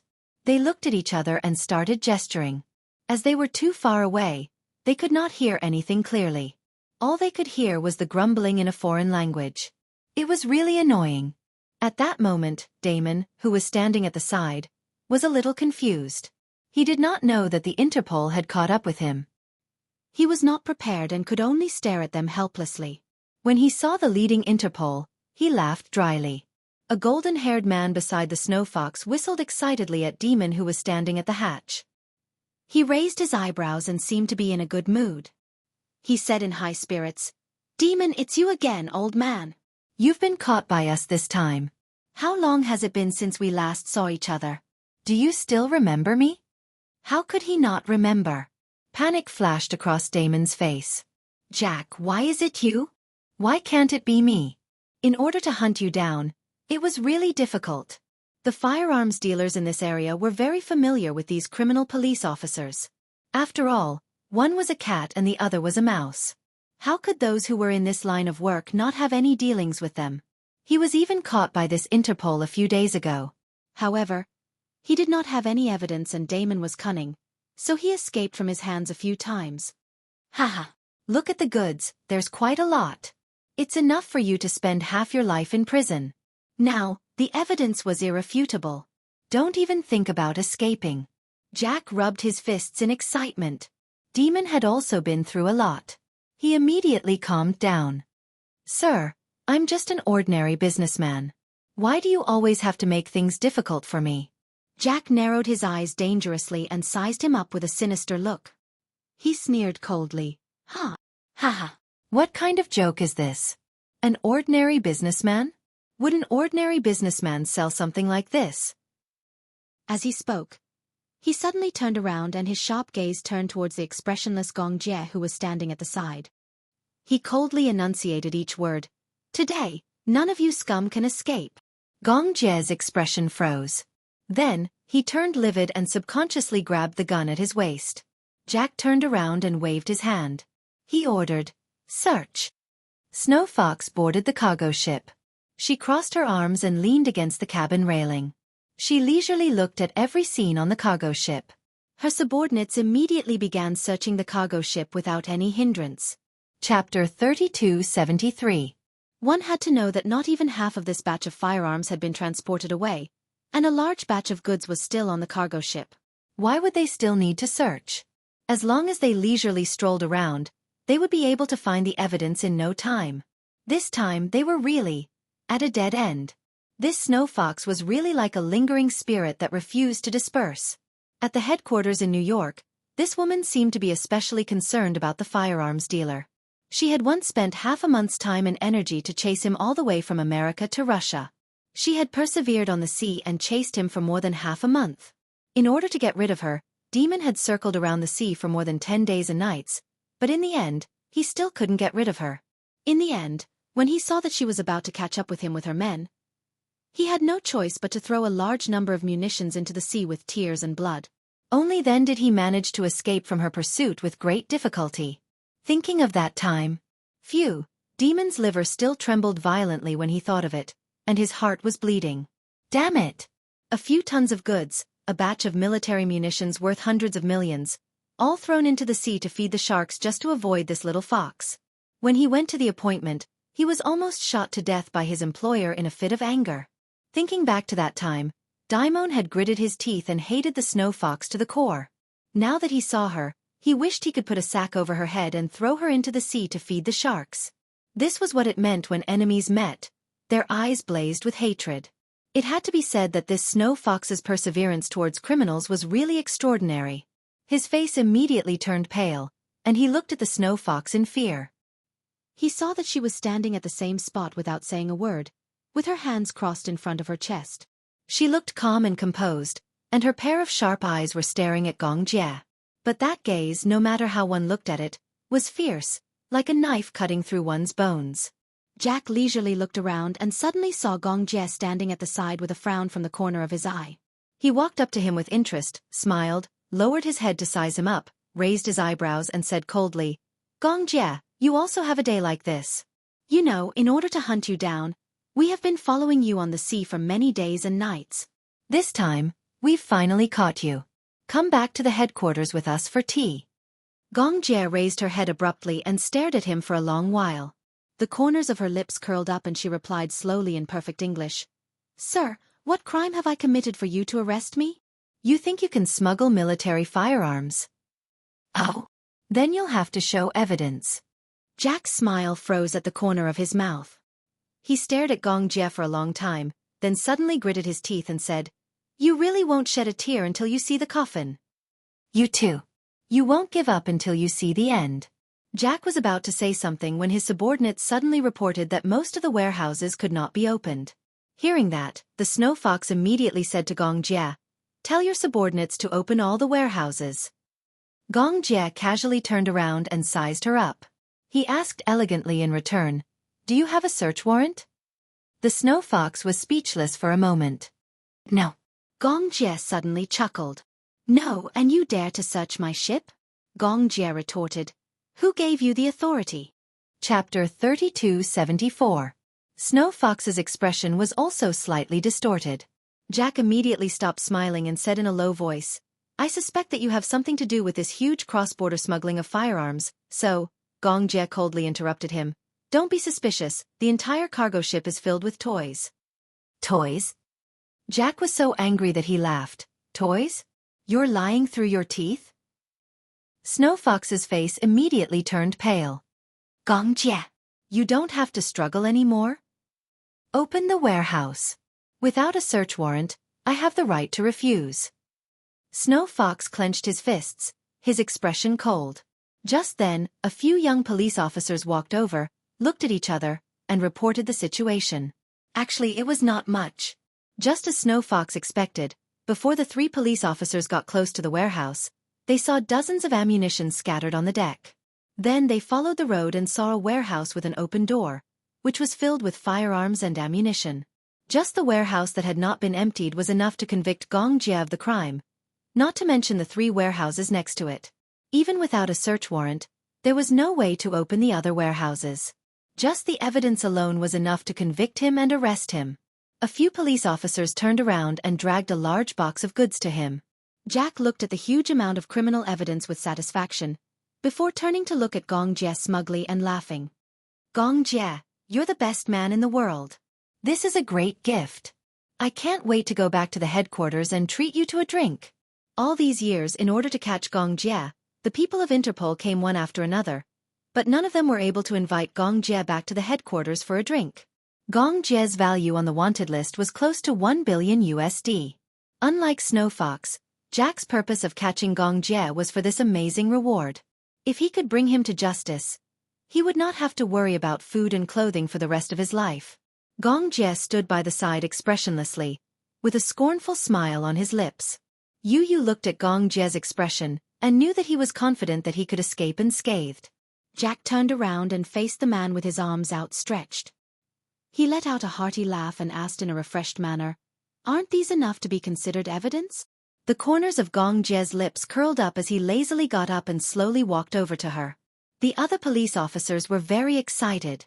It was not only because of this batch of firearms or the joy of successfully hunting down an international criminal, but also because they were finally about to capture Gong Jia, the legendary crown prince of Hurricane Group, who was on the wanted list. This meant that they had made a great contribution. This is Gong Jia we're talking about. This young man was one of the top 3 most wanted men on the wanted list. He was a military businessman who had occupied the top 3 positions for several years. This kind of result made them all overjoyed. So many years of hard work had not gone to waste. The faces of these righteous police officers flashed with the glow of victory. Gong Jia's eyes revealed a mysterious look. He walked to Jack's side, lowered his head, and glanced at the box of firearms and ammunition. Chapter 3275. Gong Jia smiled and casually picked up a desert eagle from the box. He weighed it in his hand and played with it a few times. With a smile on his face, he cast a sidelong glance at a certain person who had been silent all this while. He then turned his face away and said nonchalantly, "These are just toys. Are you sure you want to arrest me for a batch of legal toys?" When he said that casually, everyone in the cabin went dead silent. Other than Yu, everyone else froze and their faces were expressionless. Now, it was Jack's turn to turn green. Toys. These real guns were described by him as lifelike toys? What kind of international joke was this? Everyone was petrified. Snow Fox sneered, "Gong Jia, these are not toys. You don't have to waste everyone's time." Her subordinate respectfully wiped the pistol for her and handed it to her. His eyes were very sincere as he said, "Officer, These are definitely not toys. These are definitely real guns and live bullets. Sir, please give the order to arrest him immediately. Gong Jie smiled sinisterly as he turned around and played with the pistol. His movements were elegant but casual. He said faintly, "If I say they are toys, then they are toys. Why don't I try it on you?" The black muzzle was pointed at Snow Fox's forehead. Everyone suddenly became nervous and raised their pistols to aim at Gong Jie. It was as if they would shoot him the next second if he pulled the trigger. Gong Jie smiled and pulled the trigger. However, there was a bang, and no bullets were fired. There was only a red laser that accurately shot in between her eyebrows. Snow Fox was stunned and was surprised. This gun. It was not real. Gong Jie put away his pistol. Jack, who was standing at the side, was stunned. He walked to the box and picked up a Desert Eagle. He aimed at the deck and pulled the trigger. However, there was a bang, and the laser light flashed for a while. It was really an imitation gun. Jack was shocked. These were toys and did not have any lethality. No wonder he dared to open the door and let them search without fear. The Snow Fox thought of something again and walked to Damon's truck. She opened the door and searched for a few toys inside. She looked at them carefully. Although they looked very similar, they were not real guns. She had been set up. Could it be that he already knew that they had been following him all this time, so the toy guns in front of them were just a smoke screen? Damon was even more shocked. Could it be that this kid already knew that the Interpol would track him down? That was why he used a toy gun for the transaction. It was a deliberate trick. Snow Fox's expression became complicated. She threw the gun back into the box and walked back to Gong Jie. She grabbed him by the collar and pulled him in front of her. She glared at him and said through gritted teeth, "Are you kidding me?" Gong Jie smiled. "How would I dare?" Snow Fox ordered coldly, "Open the other warehouses." "Sir, unless there is an arrest warrant, I have the right to reject your unreasonable request." Gong Jie interrupted her without any hesitation. The smile on his lips was unclear. "Otherwise, sir, you are violating human rights. You want an arrest warrant." Chapter 3276. The call was quickly connected. Snow Fox said, "Boss, I've tracked them all the way and intercepted the Hurricane Group's cargo ship at Vitoman Harbor. However, the cargo room is locked. Please issue a search warrant." Snow Fox, withdraw the team. Snow Fox was stunned. "What?" "Withdraw the team. Quickly evacuate your men from the harbor." Snow Fox held the satellite phone and turned around with a cold expression. However, she saw Gong Jie leaning on the side with his arms crossed. His calm expression did not change at all. She turned around with her back facing Gong Jie. She lowered her voice and said, "Boss, we've been chasing the Hurricane Group's cargo ship day and night. I'm sure that the cargo ship is carrying a large amount of firearms. Why don't you issue a search warrant?" "I've already issued the order to withdraw the team. If you disobey, you'll face special punishment." Snow Fox was shocked. A cold glint flashed across her eyes. She put down the satellite phone and turned around. Jack went up and asked curiously, "Boss, when did you issue a search warrant?" "Jack." Snow Fox bit her lips and said in a low voice, "Withdraw the team." "Withdraw the team?" Jack took a while to react. He frowned and looked at Gong Jie, who was playing with a pistol expressionlessly. He leaned closer and asked in a low voice, "Snow Fox, what do you mean by this? What did Boss say? Withdraw the team? Why do we have to withdraw? Boss said to withdraw the team."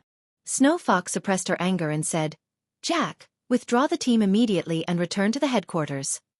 Jack's heart turned cold. He was furious. He lowered his voice and said, "Boss is obviously protecting the criminal. This is shielding. I won't allow him to do this. This is Boss's order. Without a search warrant, we have no right to arrest him." Jack glanced at Gong Jie in surprise. He made a guess in his heart. "Don't you feel indignant about withdrawing the team just like that?" Snow Fox said coldly, "There's nothing I can do even if I feel indignant. Jack, this is an order from the higher-ups." Yu stood beside Gong Jie. She looked at Snow Fox and Jack, who were swallowing their anger. She smiled faintly and said, "Uncle, what methods did you use?" Gong Jie said, "Even if it's Interpol, they wouldn't dare to mess with the Hurricane Group. After all, if anything happens to me, My father won't let it go. Destroying their headquarters is a small matter, but if it affects my family, the losses will outweigh the gains. If you're aware of this, why did this woman naively follow you for a day and night? You boss, Gongjie said. Because she was too naive and had too many illusions about justice. She looks like she hates you. Yu asked half-jokingly. Uncle, you didn't bully her, did you? Her code name is Snow Fox, and she is the new anti-terrorism inspector of Interpol. Gongjie said, when I started handling the affairs of the group, she was still one of the police officers. She's a war orphan. Not long after she was born, her parents died in the war. Therefore, she hates the arms dealers. In order to capture me, her team exchanged fire with my mercenary group. She was the only one who survived out of the dozens of people in the team. So tragic. Yu's lips twitched. No wonder she hates you so much. When she looks at you, she grits her teeth and wants to tear you into pieces. Chapter 3277. There are so many people who hate me to the core. If she wants to tear me into pieces, she must have the ability to do so. The snow fox walked in front of him and stared at him with a piercing gaze. It was as if an ice blade was cutting him into pieces. She clenched her fists tightly. Just by looking at him, she was reminded of her mercenary group that had lost their lives under the guns of his mercenary group. 54 members, all of them had lost their lives. She was the only one left alive because she was the only woman in the group. She did not know if it was pity or something else. She had survived, but she felt ashamed of her own incompetence. All this while, she had tried her best to capture him. She had racked her brains, but every time, she could only watch helplessly as he escaped unscathed. She was indignant. She was indignant. She did not know when the day would come when she would be able to avenge the 54 members of the Alpha Squad. She said, Gongjie, don't be too smug. Sooner or later, I will kill you myself and avenge the Alpha Squad. When Gongjie heard that, he smirked and lowered his head contemptuously. He leaned closer to her and said provocatively, Then I shall wait and see. Snow Fox was completely enraged. She used all her strength to control herself. She turned around and waved her hand fiercely. Retreat! Following her order, the team that she led followed in unison. Jack was so angry that he was about to go crazy. Even so, there was nothing he could do. He could only watch as Gongjie stood in front of him, but he was powerless to arrest him. The feeling of defeat was indescribable. Hurricane Group, let's wait and see. He gave him the middle finger and turned to leave unwillingly. Yu raised her eyebrows and looked at the scattered guns on the ground. She asked doubtfully, Are these really toys? There are only some subtle differences between imitation guns and real guns. You can say that they are real guns, but no one can refute that they are toys. However, the real guns in the warehouse cannot be exposed. Otherwise, I have no right to resist her arrest warrant. Does she dare to arrest you? Why not? Gongjie smiled. She wants to arrest me even in her dreams. I thought the Hurricane Group was lawless and no one dared to arrest them. Gongjie laughed it off. Really? In your eyes, is this what a hurricane looks like? Isn't that so?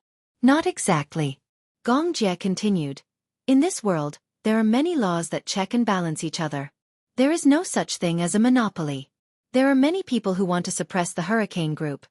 Poison Lord Hua Jiangshan. After all, we have infringed on the interests of many groups. Although they can't tolerate us, they rely on us. Not being able to tolerate hurricanes, yet relying on hurricanes sounded very contradictory. However, this was the law of the world. There was no absolute dominance. There were only checks and balances. The Hurricane Group could be said to be the biggest company in the military industry. They had dozens of military factories. Even in super empires like Country M and Country E, their military factories were only half of the Hurricane Group's. Chapter 3278. However, even if they relied on each other, Hurricane Group took a large share of the profits on many battlefields, which inevitably violated the interests of other countries. One must know that Hurricane Group had intercepted the arms deals of superpowers like America more than once. Every deal was worth billions of dollars. Accumulated, it was enough to buy an entire country. Therefore, Hurricane Group was blacklisted by many countries. In the past, Many countries joined forces to restrict Hurricane Group and signed the Missile Non-Proliferation Treaty. The treaty stipulated that many weapons could not be sold. Moreover, they agreed to ban Hurricane Group and refused to trade with Hurricane Group. Munitions was a lucrative business, and it was not rare to get more than 5 times the profits. But the market was also very limited. Many developed countries had their own military factories, and their military teams had limited purchases. But in poor countries, those who did not have money could not afford to buy and could not afford to do so. Most of the war-torn countries were poor. Therefore, the main market was concentrated in developing countries.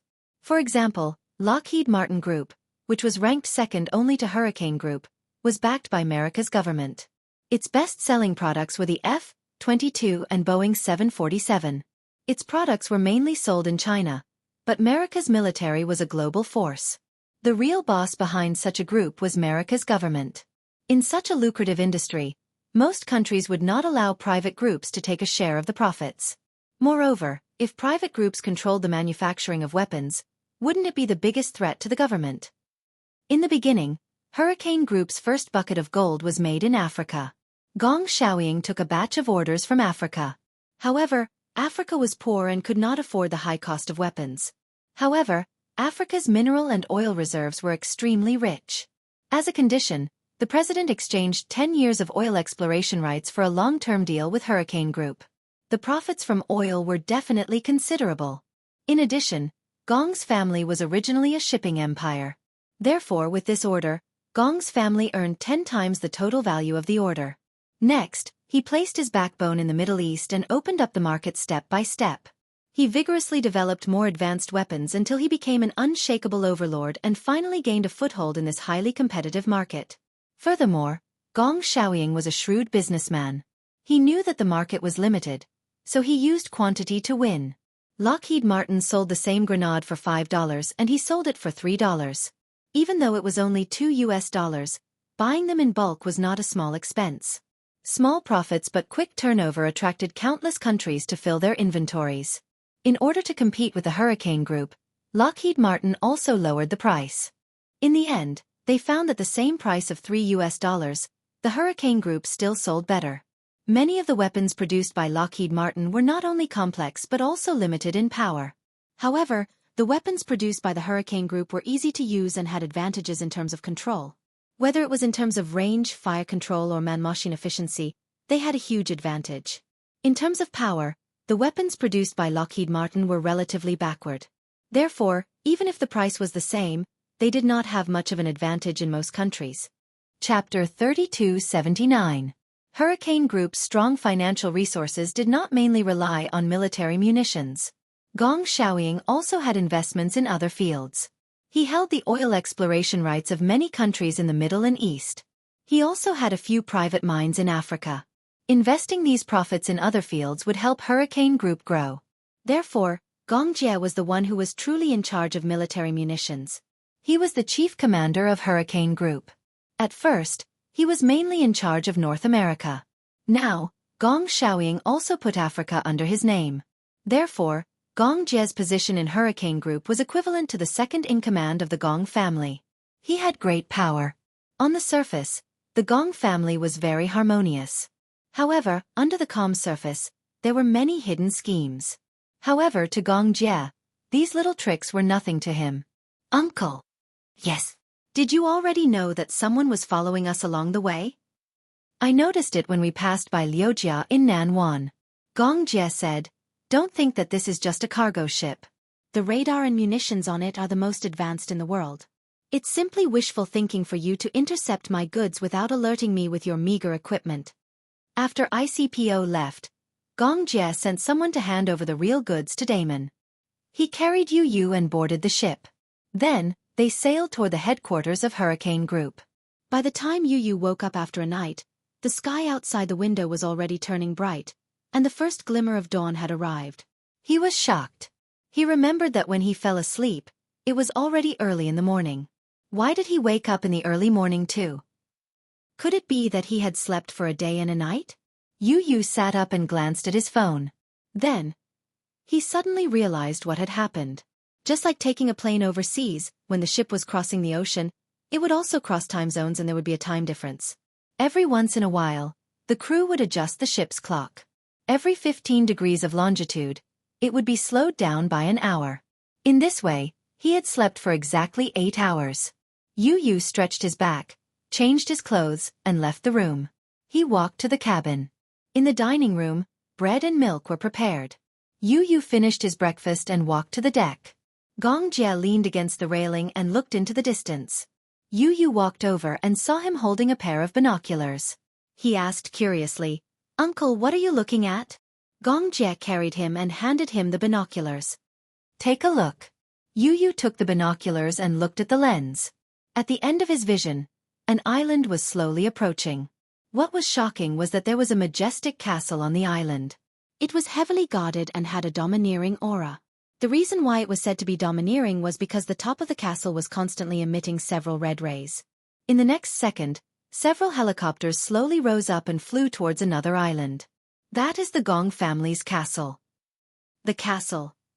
Although Yu had heard that Gong Xiaoying lived in the castle, when he saw it with his own eyes, the shock in his heart was indescribable. The castle was in the typical style of the Middle Ages. This Karl Castle was a castle built during the Renaissance period. The castle was cylindrical with a conical roof. In the castle, there were 109 luxuriously decorated rooms, a mysterious tower, a hidden passage that was 390 meters long, an elegant greenhouse garden, and a charm garden that was 10 acres in size. Chapter 3280. Gong Xiaoying had spent a huge sum of money to buy this castle, and moved it to this island together with the foundation. Moved it with the foundation? The cost of moving the castle is the same as the cost of buying it. After all, it's across 2 oceans. That's too scary, Yu spat. What an abominable capitalist. This is nothing. Gong Jie smiled and said meaningfully, "The wealth that the Gong family has is definitely beyond your imagination." Yu's lips twitched. "How rich?" Gong Jie said, "Wealth that is hard to realize." Yu was speechless. Hard to realize. That was too scary. It was hard to imagine how tragic the consequences would be if Daddy became enemies with the Gong family.